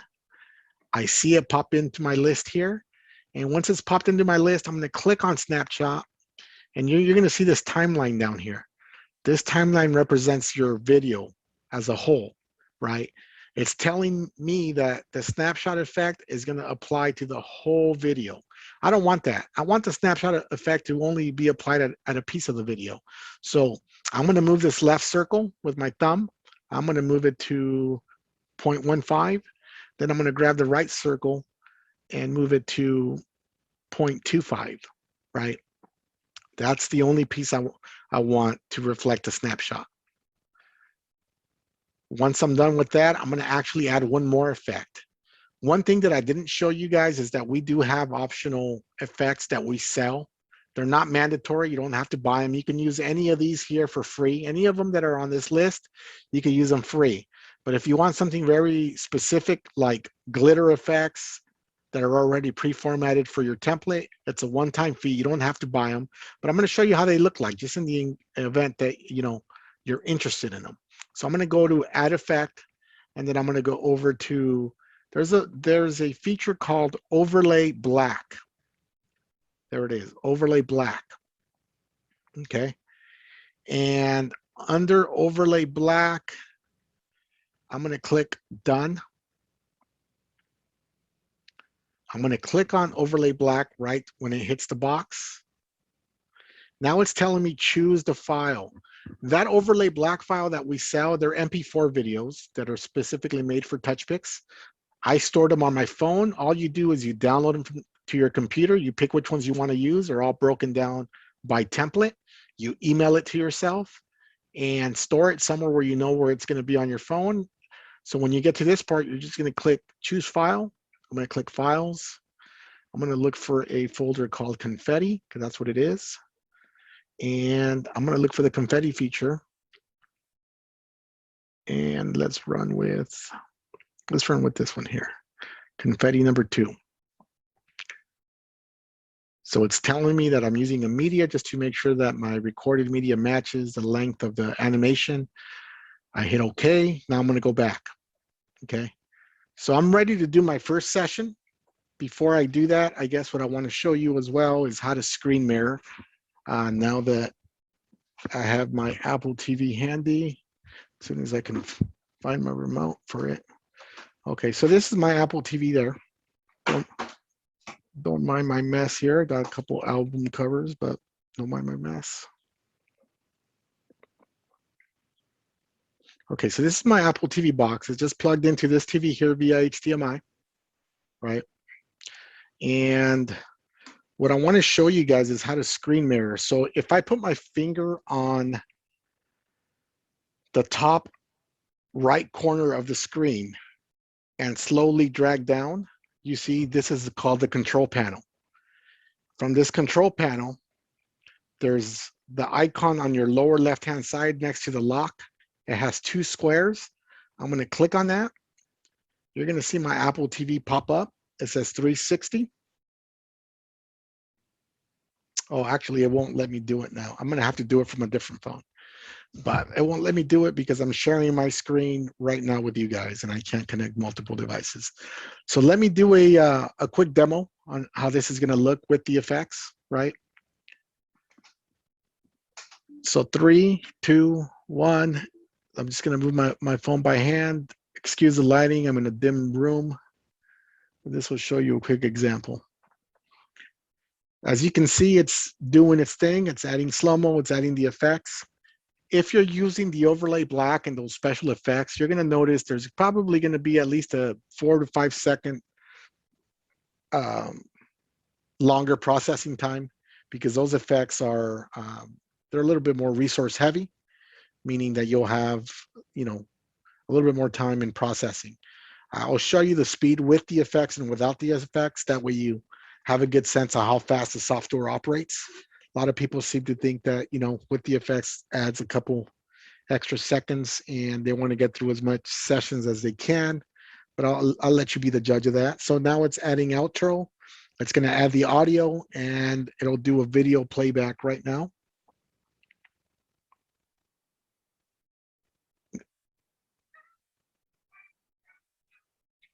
So that's your snapshot effect there. Those are the glitter pack. So it's doing the slow motion effect there. There's your glitter pack.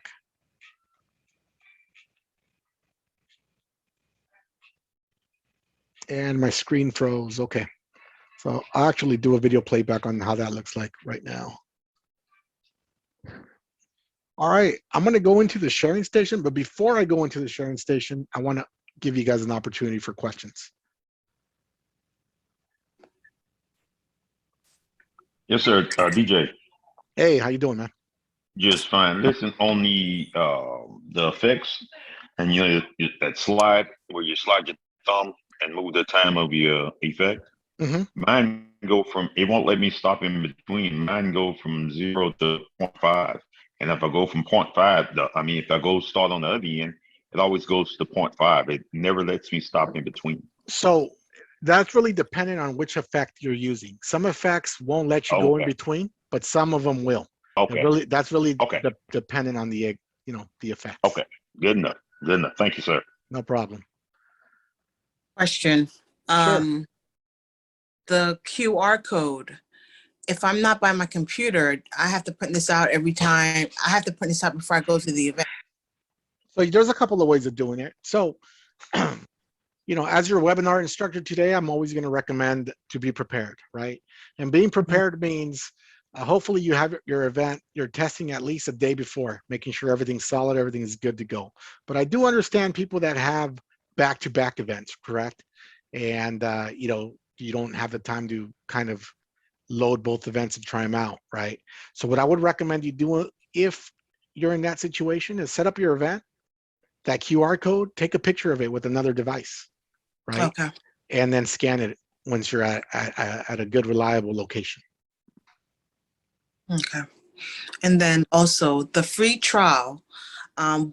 Once you do the free trial, does it roll into like an automatic monthly payment if you don't stop it? Not negative. A free trial is just what it is. It's free trial. It's not tied to any payment agreement. It's just a free trial. Okay. I have a question. Sure. But for the All free right, so trial, I'm sorry. You can go ahead. I was just gonna say something about the free trial thing then. But the free trial, once that's over, it doesn't ask you for any of your bank information because you said you have to cancel it out on your own. So, so what am I saying? So the free trial is just a free trial. You don't have to put any of your credit card information in Yeah, that's correct. unless you want it, unless you purchase it. Correct. Okay. All right. So I have a question. So if I'm interested in creating an overlay, and let's say I go to like Google transparent PNG borders, how do I identify the correct size for, let's say, overlay 2? If you're going for transparent borders, Yes. yeah. So if you're going for transparent borders, then I wouldn't load them as an overlay. I would load it as a sticker because you have more control in sizing it yourself, right? Oh, okay. Versus, So load it. yeah, load it as a sticker and stretch it out and make sure it's proportionate to your liking. That's how I would load those. But if you have something that you create from scratch, those are always the best and what we would recommend. But I understand. I mean, you're being resourceful and you're trying to get what you can get. Unless you're doing it, Photoshop or Canva, then do it by size, 1072 by 1072. And in his case, he's asking if he grabbed a transparent border from Google, how he can make it fit. And my response to that was, instead of doing the custom overlay, use the custom sticker because you have more flexibility on how to incorporate that to your design. Okay. All right. I Perfect. have 3 questions. Okay, I'll take some questions. That's fine. One at a time. Go ahead. Okay, go ahead. I just want to ask my question real fast. Okay, so when entering the text, like if I want to put like happy 30th birthday or anything like that, when I did that and went to text and hit the input button and I hit everything that I wanted to put on it and I added the template, it still never showed up as a caption on my event. Yeah, so what I would recommend is the most common mistake, and I'm not saying it happened on your part, but I've seen it happen time and time again. And trust me, I am guilty of this myself, and I've been doing this for a long time. Sometimes I'm in a hurry and I just want to get out and do what I got to do, right? So if you look at the designer, you guys can still see my screen, correct? Yes. Yes. Okay. Yeah, if you look at the designer, right? But we recently made a change because people were running into this issue more often than not. If you click on templates, before it was taking you to the photo booth template, right? So what people were doing is they were adding their overlays under video, right? So if you add your design under video, you're right, you're never going to see it under the slow motion side. You have to make sure that this drop down menu is actually set to slow motion. And I assure you, if you set it to slow motion and hit add template to the right event, it's going to pop up. People were just adding it to the other, all the other options that TouchPix offers. Make sure it's under slow motion. So like when I hit the checkpoint and go into edit, and when I want to go into the event and I want to go into design and add the template, just make sure that I go into slow-mo. Correct. Template, slow-mo, and then add it, and then hit add template. Thank you. No problem. I have a question while you're in here. And I don't know if this is because I was using an iPad or if it's because I was just on the trial version, but when I went to put in text, it wasn't not allowing me to edit the text. Yeah, so I'm going to go through that real quick because it's also a common issue. There's a couple of common issues that I want to help you guys kind of battle, right?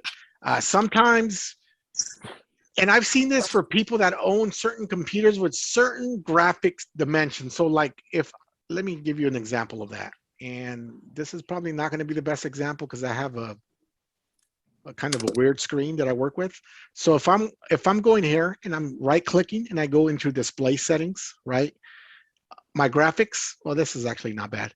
So my graphics are 1920 by 1080. So I understand that there's people out there that have different laptops. Typically, the people that run into this issue a lot lately are people that have Windows laptops that have a graphics card that only goes as high as 1366 by 768. Now that's a funky size, right? And I understand that, laptops made it that way because they're a little bit more cost effective. But what ends up happening in these situations if I go back into TouchPix, for people that have a graphics card in that size, if they start picking like overlay 3, our software, for whatever reason, you'll see a turning wheel here that is hard to get rid of. There's 2 suggestions that I have that will get you up and going if you encounter this. First of all, the first suggestion is if you minimize your web browser, and then you pick your overlay, sometimes that fixes it, right? The second, and typically this is the one that always works, if you can go into your display settings, again, go in, right click on your window, go to display settings, and drop that resolution at least 1, right? So if you have 1368, I would go with this one technically is always the one that follows for normal laptops. 1280 by 1024. That will fix that little glitch. For whatever reason, it's happened to some of these laptops. I've explained it to the developer to see if we can get a quicker fix on that. That way you guys are not struggling with it. And, you know, we're doing what we can. But if you're one of those people, just know that it's technically your display, your graphics display. It just can't keep up with what the TouchPix graphic interface demands. Okay, and would that be the same for if I was using a tablet? You know, tablets, I'm going to refrain from recommending them. I know how to use it from a tablet, but it's a little hard from a tablet because, you know, if you must use a tablet, I would recommend using a tablet and using a web browser such as, let me see if I have one here. I might use it on occasion here. Well, I don't have it here. There's a web browser called, I think it's called Opera. Yeah, it's called Opera browser. You can use it on your Windows iPad Pro. The key to that is make sure that you're running it under desktop mode. If you must, this will get you out of a jam. Use it as a tool, but I'm not gonna, you know, I'm not gonna guarantee it works all the time. I use it because I know my way around it on occasion, but that would be a simple way to just try to navigate if you're out and about and you're in a pinch, right? Or else I'm going to say just use a laptop with Windows or Mac based. Okay, thank you. That was helpful. And then my second question, you mentioned setting up a separate Apple business account. Correct. So, and I'm sorry, I'm not as iPhone savvy, but does that mean that I would just need to, like, I guess, go in and create like a secondary account, or do I need to like open up a? It's just an Apple ID, so you can go to. Let me see if I can do that here. I'm just going to Google Apple ID, right? And sign in with your Apple ID, right? So let me see. So right here under your settings on your iPhone, you can sign out and sign into different accounts. You would just have to create a different email account for that specific Apple ID, right? Gotcha. Yeah. Thank you so much. That's helpful. No problem. I have a question. Well, Sure. I have a free question. Sure. Okay. Don't you know how you just went in and activated the event and did the first video? On the video, wise it was retrieving the stuff, and when it says stop and processing the restart, do that mean it's gonna stop the platform once that video is done? No, so it's really hard for us to control that because there's just so many different spinners out in the market. There's people with automatic spinners, there's people with manual spinners, there's people with spinners from China, people with spinners from Russia. You know, we can't control the spinner. Well, I guess we can't control it without our trigger box. And I'm not even going to go into that conversation right now. This is a beginner's webinar course. No, so if you have an automatic spinner, you can stop the spinner with your remote, right? Okay. So that's how you would do that. Okay. Okay, and I have another question. Okay, Sure. and after like far as the sharing station, like if I don't have a sharing station set up, but I have 2 iPhones, which I'm using one to record and I just have one on hand. So after the video get through being recorded, would it be automatic in my other phone? So Yeah, so we can share it right to the person. So I'm going to go into that next, okay? Okay. I'm going to go into that next. I just have one question. Sure. I just have a simple question. Okay. And I'm out of your hair. Go ahead. Go ahead. So the recording time, Why can't it be more than 8 seconds? Because my last event, I did 11 seconds and it shut everything down. Like everything shut down. So that's the thing. So, and I know this is a topic that we've discussed with the developer. I don't know how he's going to go about making that adjustment, but Because I did a 30 no. second video, so I need 11 seconds. So this is the thing. I don't know what device you're using, right? But I assure you, because I can show you right now with my phone, that if I record a 6.5 second video, it's going to end up giving me a video longer than 30 seconds, right? This has to do with your slow-mo recording speed of the device that you're using. I think it's safe to say that if I'm you're using using an iPhone 11 Pro Max. Okay, yeah, And the iPad as the sharing station. yeah. So and I literally panicked during my event. So Like, are you using the front camera or the rear camera? Rear camera. Okay. So I'll do a demo on the fly to show you what my output video looks like, right? And how long it is.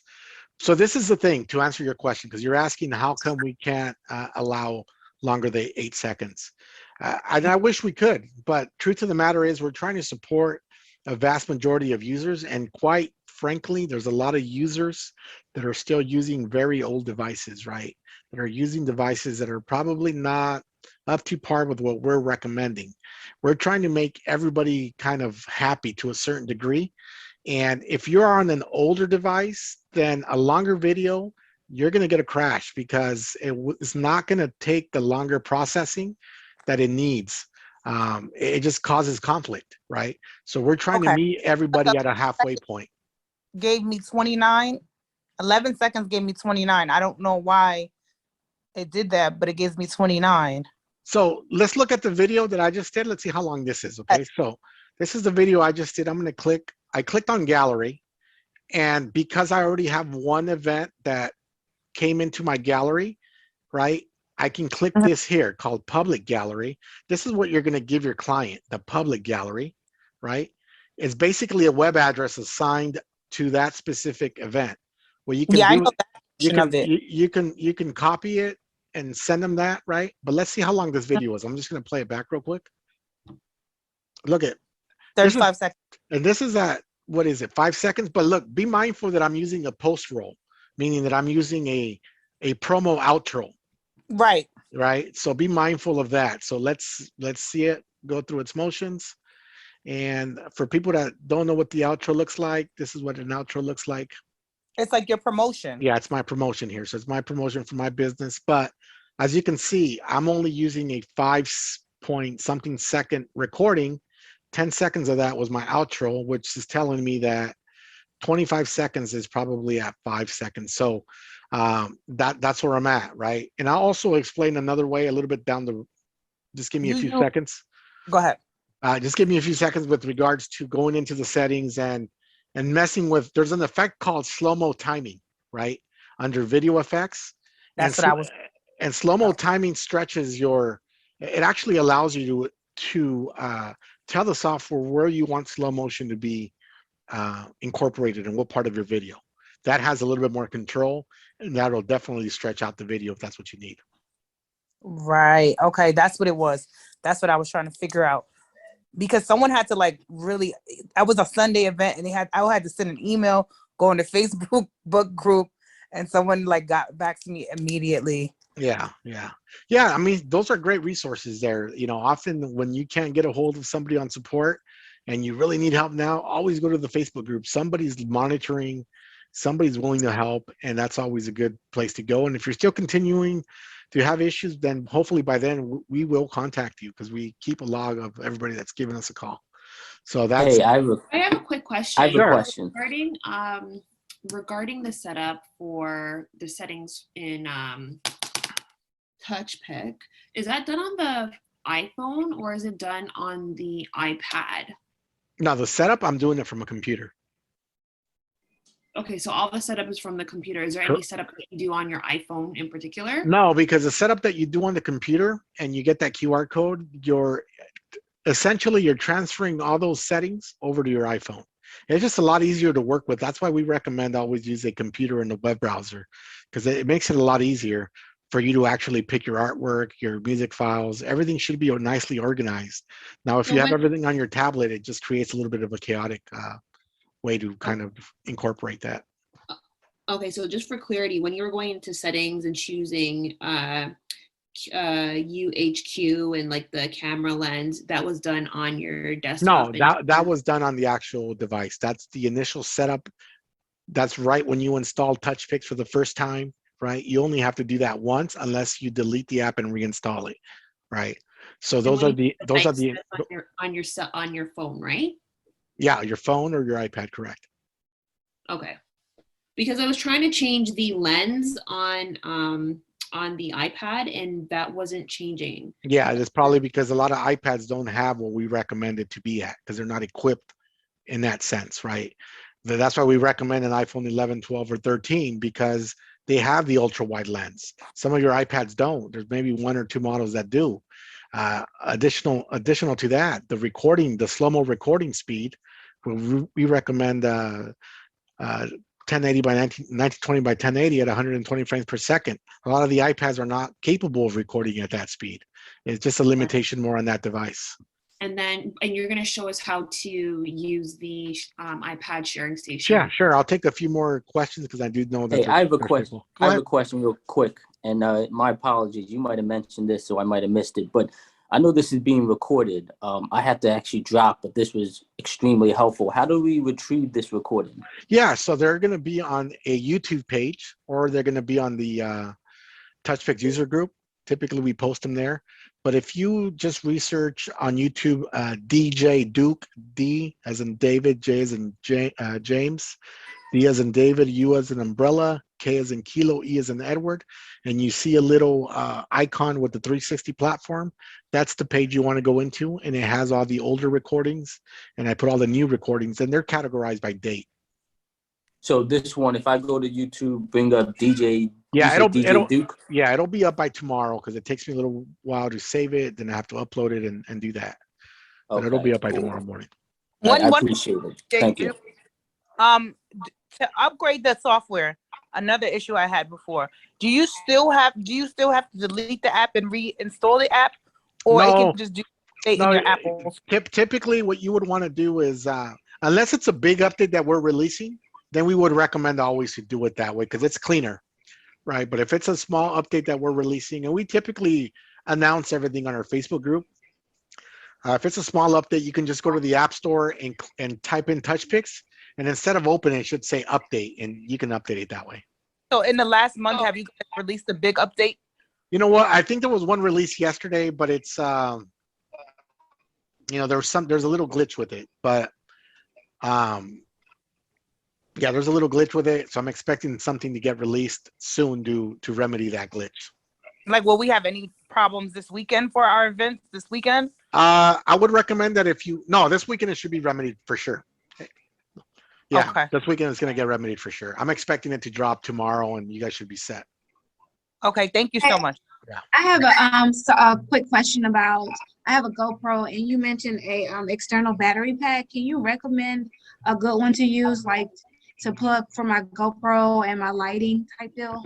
Yeah. So let me see. For your GoPro, what I would recommend is, let's go with. Let me see. Let's go with.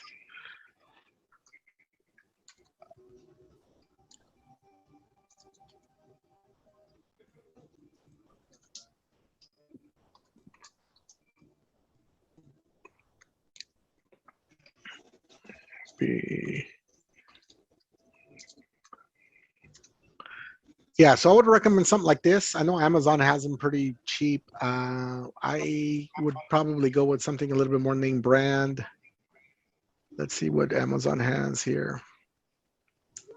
So basically he's browsing for.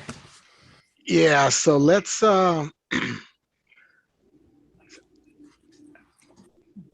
I'd go with something small. So something that's like 10,000 milliamps or even 20,000, I think, because you don't want to create a lot of more added weight to your arm, right? So I would go with something small. These are pretty affordable. You can buy multiple of these and you should be fine, right? I always go with double USB because you get a little bit more options of what you can power with that. on that same note, the connection to the GoPro, is it like a fake battery that goes in there? You just No, plug no, it you into- you just remove the original battery out because GoPros are really not meant to be running all the time like that. How we run them consistently. So if you leave the batteries on there, more than likely that'll get you through an event or two. But they start overheating pretty bad, right? They get super hot. So especially recording at a high frame rate like that, they get super hot. So everybody in the industry, this is not just a TouchPix thing. This is everybody in the 360 photo booth industry. If you pay attention to their setup, they have a battery of some sort that powers their GoPro. Yeah, I got one more question on the backup of the videos. Mhm. When the video completes, does it automatically right away get backed up into the iPhone, into that album that it creates? Yeah, so I'm going to go through that. I'll take a couple more questions. I'm going to go in through the sharing station and then show you guys what's up with the screen mirroring. And You're then, breaking up. can you guys hear me now a little bit better? Yeah. Okay. Yeah, I hear you. Quick question. Yeah. Can we So use the batteries for, that battery also for the iPhones backup battery? yeah, for sure. Okay. For sure. I have a question. When Yeah. making, when creating a custom overlay, one of your graphic designers do that? Yeah, we have several graphic designers in the group.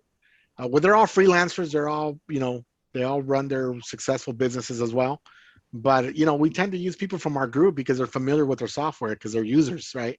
So there's, just join the group and just put out who makes animated overlays, and you'll be hit with probably a number of different DMs of people wanting your business. I would say this because we don't police these groups, right? Don't ever give money to somebody who's unable to provide you a test sample, even if it's watermarked. That'd be the smartest thing I could advise you to do, because there's a lot of people that are actually posing that they do stuff and they'll take your money. And we don't police this kind of stuff, and then we won't find out till it's too late, and we find out that it's somebody's fake profile. So, always ask for help and to say, hey, can you do this for me? If so, can you show me a sample of your work? And even if they send you a sample that's watermarked, that's giving you a clear indicator that they know what they're doing. And will you I have also a quick question. have the emails of the ones that you go through to use for your custom overlays? Yeah, so look, if you open up the chat bar, I'll use a couple of people. I use Keith Freeman, right? He's a great animator. I trust him fully. He's done a lot of work for me. I've used Matt Calvert, another great guy. He's out of the UK, does phenomenal work for me. I've used, I think her name is Michelle. I always butcher her last name. So I'm just going to, she spells it with an S. Clay Moore, he owns a company called Photo Booth Graphics. And there's probably a couple more, but those are the only ones that are coming into mind currently.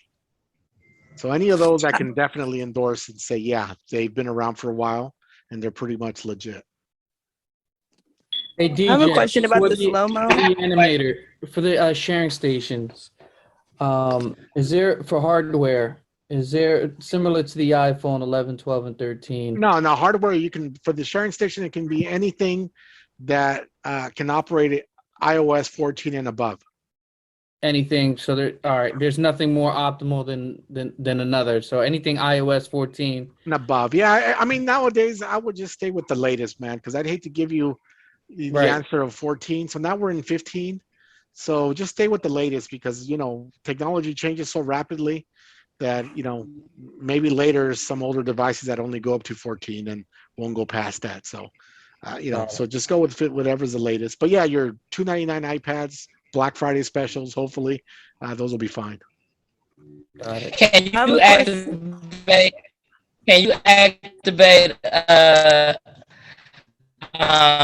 event, the QR code before you go to the event, or do you have to do it at the event? No, we recommend you do it all the time before, even if it's a day before. You're trying it out, you're practicing with it, you're good to go. Okay. I have a question about the slow-mo. Yeah. When it says 5 seconds or 4.5 seconds, does that mean that it's going in slow motion for that long, or slow motion kicks No, in no, after 4 nothing. seconds of it spinning? That's none of that. All that means is you're only recording 4.5 seconds worth of video footage. That's what that means.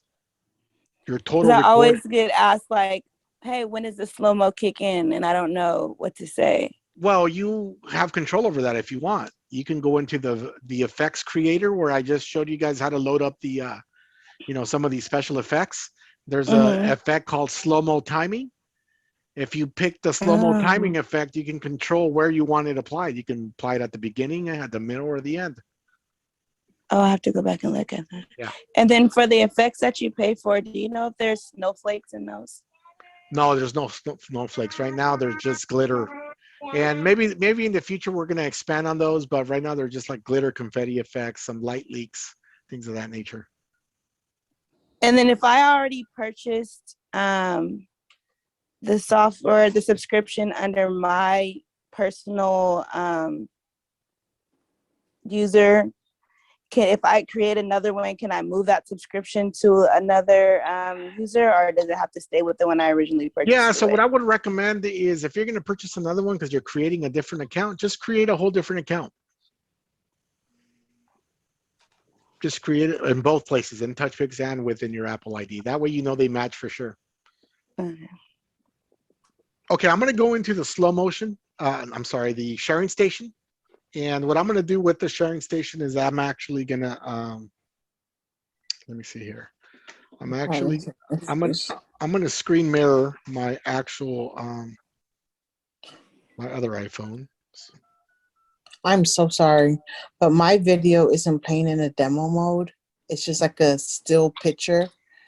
And I try to look back at my settings to see if I did something wrong, but it seems to be correct, but the video isn't actually playing. Hey, I think you cheated. I think you got a nap on the video. Okay. What was the issue again? I'm sorry. Say that again. Yeah, what was your issue again? I'm sorry. I only caught a piece of that.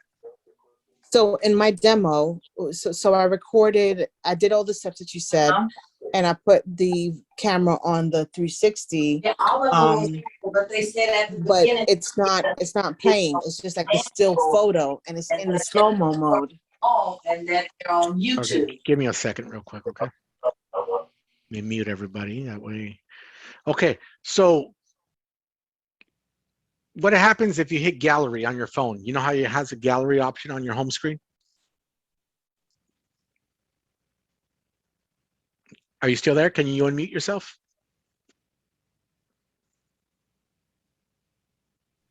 Okay, so it says 21 seconds. I went to the gallery.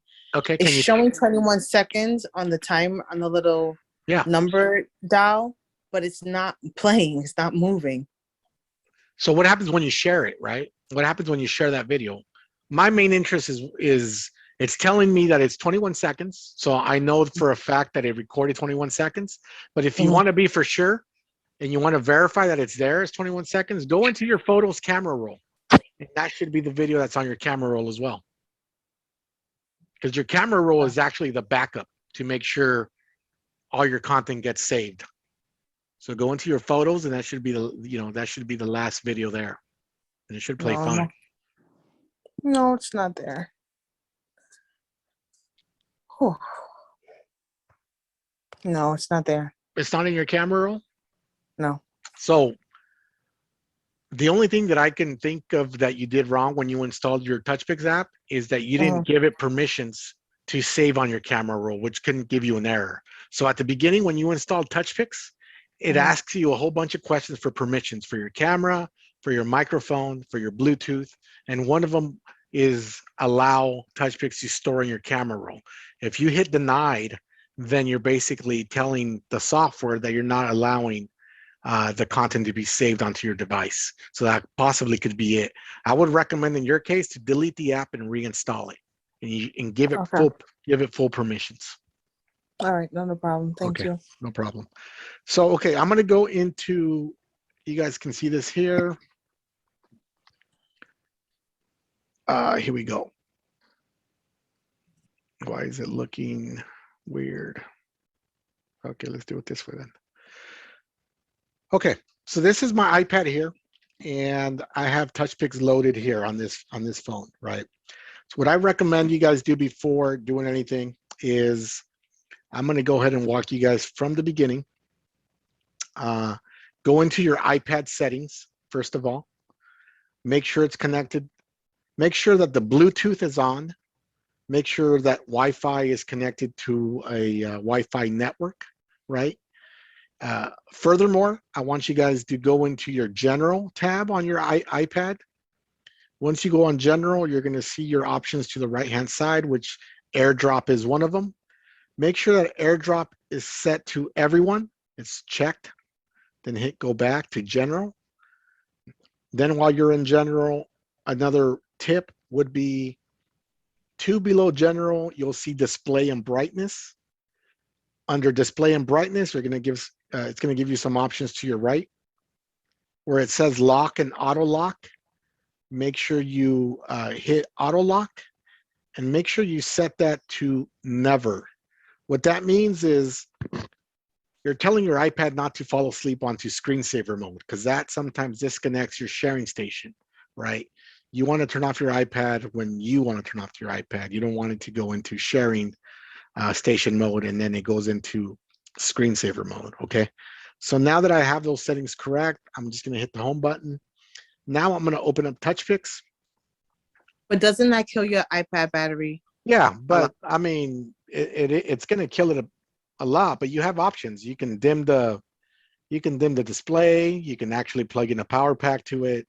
But this is going to prevent your iPad from falling asleep. So let me do this one more time, actually, because I do need to scan a. So we do the same for the phone when we put it on the 360 to record, right? Correct. You can do it. Okay. You can definitely do it that way as well. Give me a sec. I need to go back and grab my QR code real quick. So I'm just going to take a quick picture of my QR code. Give me a sec. So I'm going to the QR code. I grab my other iPhone. Oh no, that's not it.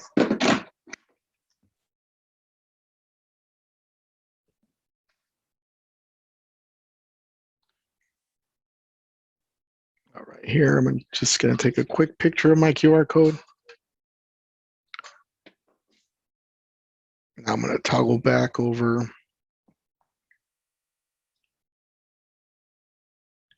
Let me see here. Here I come back with my phone again.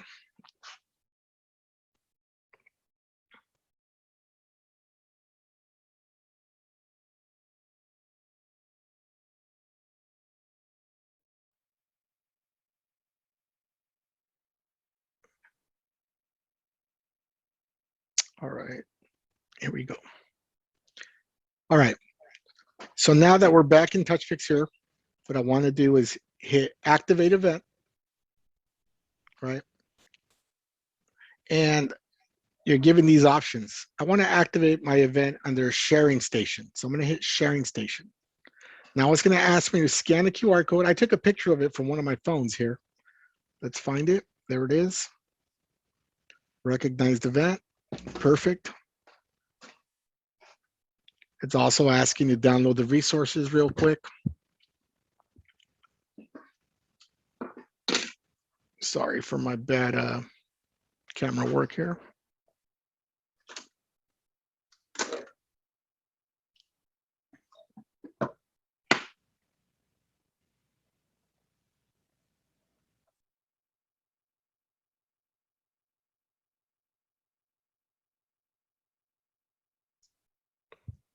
It's loading up the resources.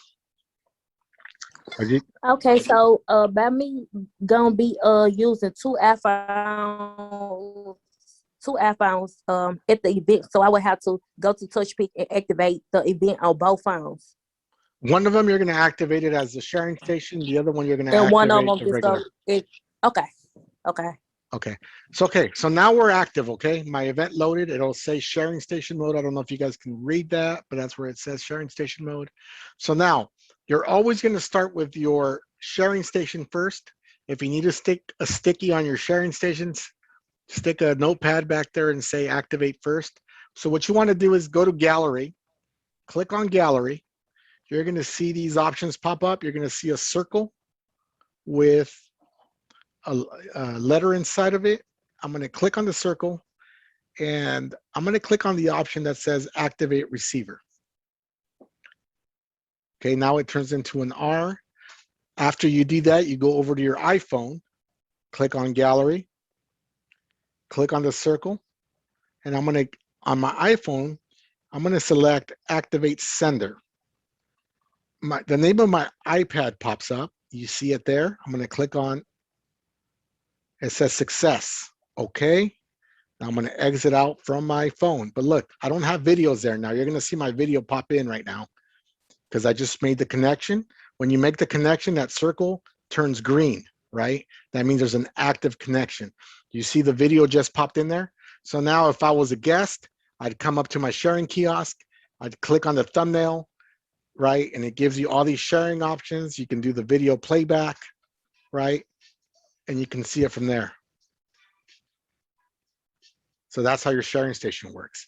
Now I can show you guys how to do the screen mirror part. Bear with me real quick, because I have a different device screen mirroring. So what I want you guys to recognize is from the top right-hand corner here, I'm going to drag it to the middle. Once I drag it to the middle, I'm going to click on these two squares. You see my Apple TV pop up. It's connecting. It means it's connected when you see the check mark. Now I'm just going to click on the screen to exit out. So now check out how it looks. There is my TV. This is my recording device. I'm going to, now that it's screen mirroring with the Apple TV, I'm going to click record and check this out. You see how the countdown and the live view appear on the TV? 3, 2, 1, and then it starts recording, right? Everything you can see now on the TV. This is live view recording, right?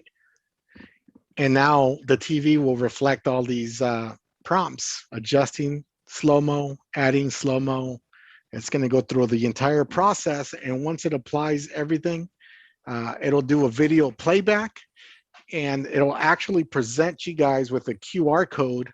So now your guests, as soon as they get off the platform, if you have a TV somewhere handy and you're doing it this way, they can go to the platform, check out the videos. They can actually download their content from the QR code that you'll see on the TV. So right now, like I said, it's doing the applying overlay. It's going to do applying video outro and audio. And after it says audio, it's done, and it's coming up next right now. Give it another 3 Okay, seconds. so Here. on the sharing station, it will show you when the video is done recording. Correct. Like, correct. you know, okay. Yeah. So So look, they give me time to stop the machine. you see it's on full screen mode now, Mm-hmm. right? It's full screen mode. That's the video playback. It actually looks very, very cool. But check this out. You guys that are at home, you guys can actually scan that QR code yourselves and download the content, right? You guys that have a phone handy, you can scan that QR code and you'll be able to download the video onto your device. And when you have good internet, it works phenomenal, right? You'll see the second video pop up shortly in there. And right now what we're going to do is we're going to go over to my sharing station because it still hasn't made it over to my sharing station. You'll see the second video pop up. You see that second video just popped up? Boom. So now there's 2 videos in there. That's all I've done, 2 videos during this demo. So you have the options of, yeah. Quick question. With ScanPix and using ScanPix, you want multiple sharing stations. How do you set up both sharing stations? Yeah, so I'm not equipped to go through that today, man. Okay. I'm gonna need to if you want, shoot me an email and let's schedule something with greater detail. So I got a user who came in, he's more on the advanced side, it sounds like. ScanPix, we offer a way to share your files without the use of any Wi-Fi or cellular signal. It's guaranteed delivery. It's awesome. It's free with TouchPix. We provide you guys with those tools. We want to make sure that you guys are able to execute your events and execute them without a hitch. So yeah, ScanPix is free. It does require you to buy a router, right? The routers are typically about $80, but it'll save you a lot of money on the back end because there's no need for a mobile hotspot where you're paying a monthly fee, right? Are you still doing that meeting tomorrow for the router conversation? For tomorrow, definitely, I can do that. I can do that tomorrow. I wanted to iron out the time in the morning. It looks like if you guys are interested, maybe we can do around the same time tomorrow. I can definitely go through the ScanPix setup tomorrow if you guys are interested. We can start it at same time, 5:15, and go from there. Hey, one quick That'd be question. great. The Can sharing you show station. the code again so I can scan it on my phone? I got another phone to scan it now. Sure. Is the sharing The QR station code. connected through Bluetooth or through Wi-Fi? It's connected through both. That's how it communicates. Our system utilizes both connections to communicate with one another. So that's why we So say the sharing station has to be on the same Wi-Fi. not necessarily. The sharing station, the Wi-Fi just needs to be on. It doesn't even need to be connected to a Wi-Fi. Obviously, we recommend it if you're going to be sending emails or SMS text messages, because that's how they're going to Right. I got get that. from one place to another. But if you're in a location where there's no Wi-Fi, just make sure the sharing station is on. That's all. Thank you. And just so I know, you don't need both an iPad sharing station and the Apple TV going at the same time. No, definitely you don't. One or the other. The reason I like to show off the Apple TV is because one is pretty damn cool. The second one is to give you guys ideas. Like, I don't expect you guys to be taking Apple TVs and charging the same. If you're taking a TV out there anywhere, whether it's a smaller TV, a 32-inch TV, because they're now super light anyways, you should be at least making at least another $200 minimal for taking this experience out to your event, right? It enhances your event. It makes it look more elegant. It draws the attention of the crowd, so you'll have people hovering in front of the TV, just kind of laughing, having a good time.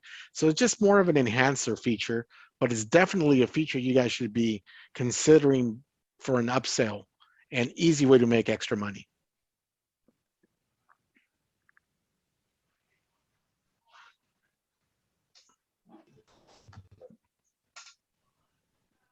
Hey, one last question about the motion trigger. Mm-hmm. Besides turning it on in the app, is there anywhere else on the phone I have to do anything on the phone for that? The phone does have areas where you could adjust it. I mean, the way you turn it on the app gives you a very kind of a generic way to adjust the settings. But let me grab my phone real quick and I'll share that with you. Let me disconnect from the Apple TV. I'll go back into my phone and show you exactly what he's talking about. How much do you charge for the events? Yeah, I don't even want to say it in this call because I think it's gonna scare it's gonna scare a lot of you guys. Honestly, my events actually I go for $1,000 an hour. Wow. You're Know your value. Know your value. You're a monster, man. I'm not as I'm probably not as busy as a lot of people, but I don't need to be, right? Because I actually run a multi-op business. So we provide DJ services, uplighting, and we have tons of other experiences in the photo booth related realm. 360 is just part of our business, but if they don't want it, if it's too expensive, we have a different experience for them, right? And it's just a matter of how you scale your business. You guys are more than capable of doing it, but also my setups probably look a little different than a lot of setups that are out there right now. So, I charge that because my setups are a little unique in that sense, and I bring more to the setup to bring that wow factor. So, yeah. What if you just starting off? What would you charge? Yeah. Like for a So, beginner, like look, I'm not the going rate. I'm not here really to knock on anybody charging less than me, right? But I want to tell people that are new to exactly look at the investment that you've already invested. You've probably spent at least $3,000 or above on your spinner. You're buying probably another $1,000 in lights, another at least 500 in websites, business promo materials. So if you've already made it an extremely expensive investment, right? There's no need to go out there and charge, you know, $200, $300 an event, right? Because you're still far away from recouping that money, right? What you should concentrate on is trying to market yourself to clients that are able to give you the maximum amount of money for your services, right? But you need to wow them too. You can't just go with a spinner. I'm not going to knock on anybody charging less because everybody needs to start somewhere. But I want to say, you know, you guys already invested a lot of money in this, right? You guys need to put yourselves in positions of booking events that would put a damper in some of the debt or some of the expenses that you guys already invested in, right? And people got to eat. You know what your time is worth. You know what your value is worth. If you're charging a lot less, that's fine as long as you're comfortable with it. And at the end of the day, you feel gratified and satisfied with the amount of money that you're getting, right? I'm not going to knock on people charging less. I know there's a lot of people that do it, but you know, do it if it's making you happy and if you're making a good profit from it. I wouldn't go out there and just try to get a $200-300 because you're still far away from your end goal, right? Besides, every market's a little different. I know people say, well, it's not really depending on market. To a degree, I think it is because there's different clients everywhere. I'm in California, so cost of living here is a little higher than a lot of places. But still, you can demand high prices even in low cost places. You just have to like really put some effort into knowing who's your competition, who's around you, and what do they offer. How are you going to excel and offer more than they do and try to demand that top dollar value. That's all I want to say on that. All right, real quick before you're gonna do the trigger thing before you keep. Apple TV, does the Apple TV require to be connected to Wi-Fi for sharing? So if you're going to share via QR, yes. If you're just going to have it as a slideshow, no, it doesn't. Okay. So let's go into the trigger section for the gentleman that was asking. Right here. Thank you. There's a trigger section here under triggers. You can set it to motion trigger if you want. 360 auto stop is a feature that typically works with our trigger box as well. Like we do sell a trigger box, and within our trigger box, the 360 auto stop kind of lets you get as close as possible to having the same sessions over and over. And what I mean by that is everybody wants to perfect their sessions where the recording starts in front of your guests and not capturing, you know, the back of your guests, right? You typically always want the same shot where, you know, you want to control where you start the recording and where it ends every single shot, consistency. So this is where you'll play with the offset with the 360 auto stop settings. Yeah, so, DJ, my application is that my platform is you know, it's another platform, and okay. I have a trigger for it, but it's not going to trigger the video at the same time. So I'm trying to figure out, and I'm going to play with it this week to figure out what's the best solution for me. Yeah. So yeah, I mean, that's how you kind of learn, unfortunately, because there's a lot of different platforms out there, and practice is probably the best bet. We do sell a trigger box that's compatible with a lot different platforms. I just don't know what you have. If your platform runs on a 12 volt or 24 volt motor, more than likely our trigger box is compatible, but there is some wiring that you have to do on your end to make it work. It's not really plug and play. We do have some schematics for some of the top spinners, but again, you know, it's not for every spinner. It's something that we have optional, not required. All right, thank you. Sorry, No can problem. you explain this one again? Is this for automatic spinners so we know when it starts? Correct. So if you have an automatic spinner, you can play with your settings for auto stop, things of that nature. The offset, typically, you know, there's two ways of doing it, and you're going to learn what way is easier for you. Like if you have an automatic spinner, the way I first started with an automatic spinner is I always wanted the arm to start recording when you know, either the phone or the GoPro goes in front of my guests versus the back of them, right? So the way you control that first is with your countdown. right? And if your countdown is set to 2, maybe I'll start the spinner with the arm at let's call it 8 o'clock, right? 8 o'clock near the front of the guests, because by the time you hit on your remote, it might count 2 seconds before it starts recording, and those 2 seconds is just enough time for the arm to swing right in front of the guests. So you're gonna want to practice with the arm positioning. A lot has to do with practice. As soon as you find out what the best setting is for you, you can either do it that way, or you can come in here and set up your motion trigger with the auto stop and the 360 start offset. That also has a little bit of a delay. Unfortunately, with this, it's more so utilized with our trigger box. If you don't have our trigger box, then it's not going to be as useful for you. But like I said, our trigger box is designed for 12-volt motors and 24-volt motors. If you want to know more, a little bit about that, shoot us an email and we can answer some questions via email regarding that. Okay, so what do the 360 star outfit? What does it have to do with the Again, it has to do with our trigger box. So we have a okay. specific trigger box that we sell, and it just basically, it's like a delay, right? We tell it when the arm should start, we tell it when the arm should stop after each session. And this is, again, this only applies for automatic spinners who have motorized arms. And one question, so with regards to the Apple ID on the iPhone has to be the same Apple ID on the iPad, correct? Correct, or else you're gonna require separate subscriptions. So Okay. you don't want to do that. You want to make sure they're the same. Okay, thank you. How do you get them to be the same? You have to download the app on the phone and on the laptop. No, to be the same, I mean, whatever device you have the option to log off. Like I'm on my device now. So if I go over to settings, right, you see the big banner on the top where it says Central Cal. If I click on that, it gives you my email address right there. You see where it says password and security?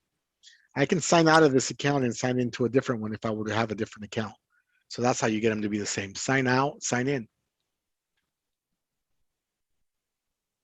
Today I got my free trial. I got an email sent to a different email, and I said, "Oh my goodness, I should have had them to send it to the photo.com one, So I don't know. Should I just send the email that I got? They sent me today to my iPhone. Yeah, you could just send another email and see basically kind of what works out for you. I mean, if you're going to create a different account, just send another email and see what we can do for you. We're able to track how many free trials we give per account. As long as we see one free trial on your specific account, you'll be fine. Okay, thank you. Yeah, so it's getting a little late, guys. I could take a few more questions if you guys have them. If not, definitely, I appreciate you guys hanging out with me tonight and trying to learn. This kind of shows a lot about you guys and wanting to learn the business and wanting to learn how to do it the right way. I know it's late for the people in the East, but I have time for a few more questions if you guys have them. If not, then we can. I have one more. Sure. How did you get the free subscription? Because I didn't get a free subscription. I just went and bought a subscription to practice with. Yeah. So you email support, right? So you email support@touchpix.com and just say, "Hey, I'm requesting a free 7-day trial. This is my," and somebody will respond with instructions. Okay. DJ, quick question. Is there a particular way or a better way to close out your event so that you don't run into, duplicate events or anything at the end of the night? So we recommend you close out your event again with good Wi-Fi. With the sharing station, it's super easy. I'll show you guys how to do it with the sharing station right now. Sharing station is easy. So I'm going to go into my camera real quick. Sharing station is like this. So if you want to close out your event on your sharing station, you're going to click on the R, and then you're going to hit disable sharing station, right? And then you're going to exit out of there. And then what you do is over here on the settings, the hamburger icon, you're going to click on it and hit exit sharing station, and you're done, right? But from your iPhone, it's going to be different. Your screen froze. Oh, it did? Yeah. Sorry. Looks like my internet's tapping out already. Let me see. Maybe I can log back in. Give me a sec here. How Yeah. can you? So, I'm just going to explain to it while I try to log back in. Is where it froze, you just disable the sharing station. You hit the hamburger icon. When you hit the hamburger icon, the 3 lines, there's an option that says exit sharing station, and it closes right away for the sharing station. For the iPhone, I do want to show you this real quick. Let me see. Let me log back in. How can you keep your phone from ringing during the event? Put it in airplane mode. Yeah, I put my phone on airplane mode all the time. I have various different iPhones, but yeah, as long as you put it on airplane mode and you turn on Wi-Fi, because sometimes when you put it on airplane mode, it wants to turn off your Wi-Fi too. So just make sure Wi-Fi is on. Doesn't need to be connected to anything, just it needs to be on. Do you guys do one-to-ones? We can, for sure. Okay. You just got to schedule something, right? Email the support. We'll just email the support team. Yeah, email the support team, and yeah, it's you'll usually reach myself, Charles, or Vincent on the call. And I think there's a couple other people that are being added to the support team. We understand this is a hot demand. It's been a hot demand, and our support game is we're trying to elevate that, right? We're trying to take care of everybody.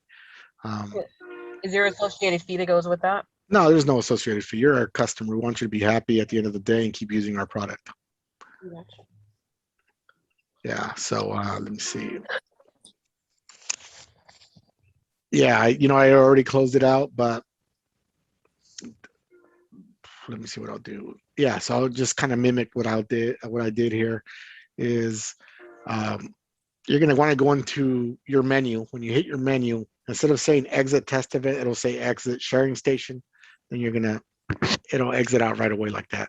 One thing that I do want to show you guys real quick, because it's very valuable for you guys to know, is if you go into your iPhone or your iPad, right, you're going to see, man, it froze again. Give me a sec. My internet's tapping out today. I do want to show you where it stores the files, because it does store the files in a location that's pretty important for you guys to know. So I'm coming back in now. Give me one quick second here. We should be connecting now. Here we go. Okay, so it stores the original files here, but it's important for you guys to recognize this. In order for you guys to have access to this, you need to have your event open. So say you do an event one night and you want access to your original files, your files that are not rendered or don't have overlays. You're going to click this folder on your iPhone called Files, right? If you do that, it's going to take you over to this screen here. And if you click on my iPhone, right, you're going to see a folder called TouchPix. In the TouchPix folder, you're going to see all your original files that haven't been touched, basically non-rendered. So I have 2 in here today. And if I were to click on it, they're my original files without any of the overlay action going on. So you may want to use those for advertising or just have some stuff for marketing. But once you close your event, these files are gone. I just want to share that, okay? So that's where they're stored, right? Once you close the event, everything uploads, these files get deleted, and you're off to the next one.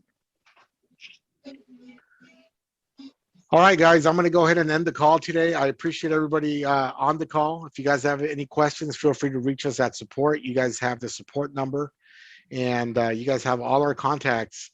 Feel free to join our group, ask questions, man. We're here to help you exceed in this business, succeed in this business. And, the more you learn and play with the software, the better off you're going to be on the long run. This is an easy software to operate, one of the easiest softwares out there.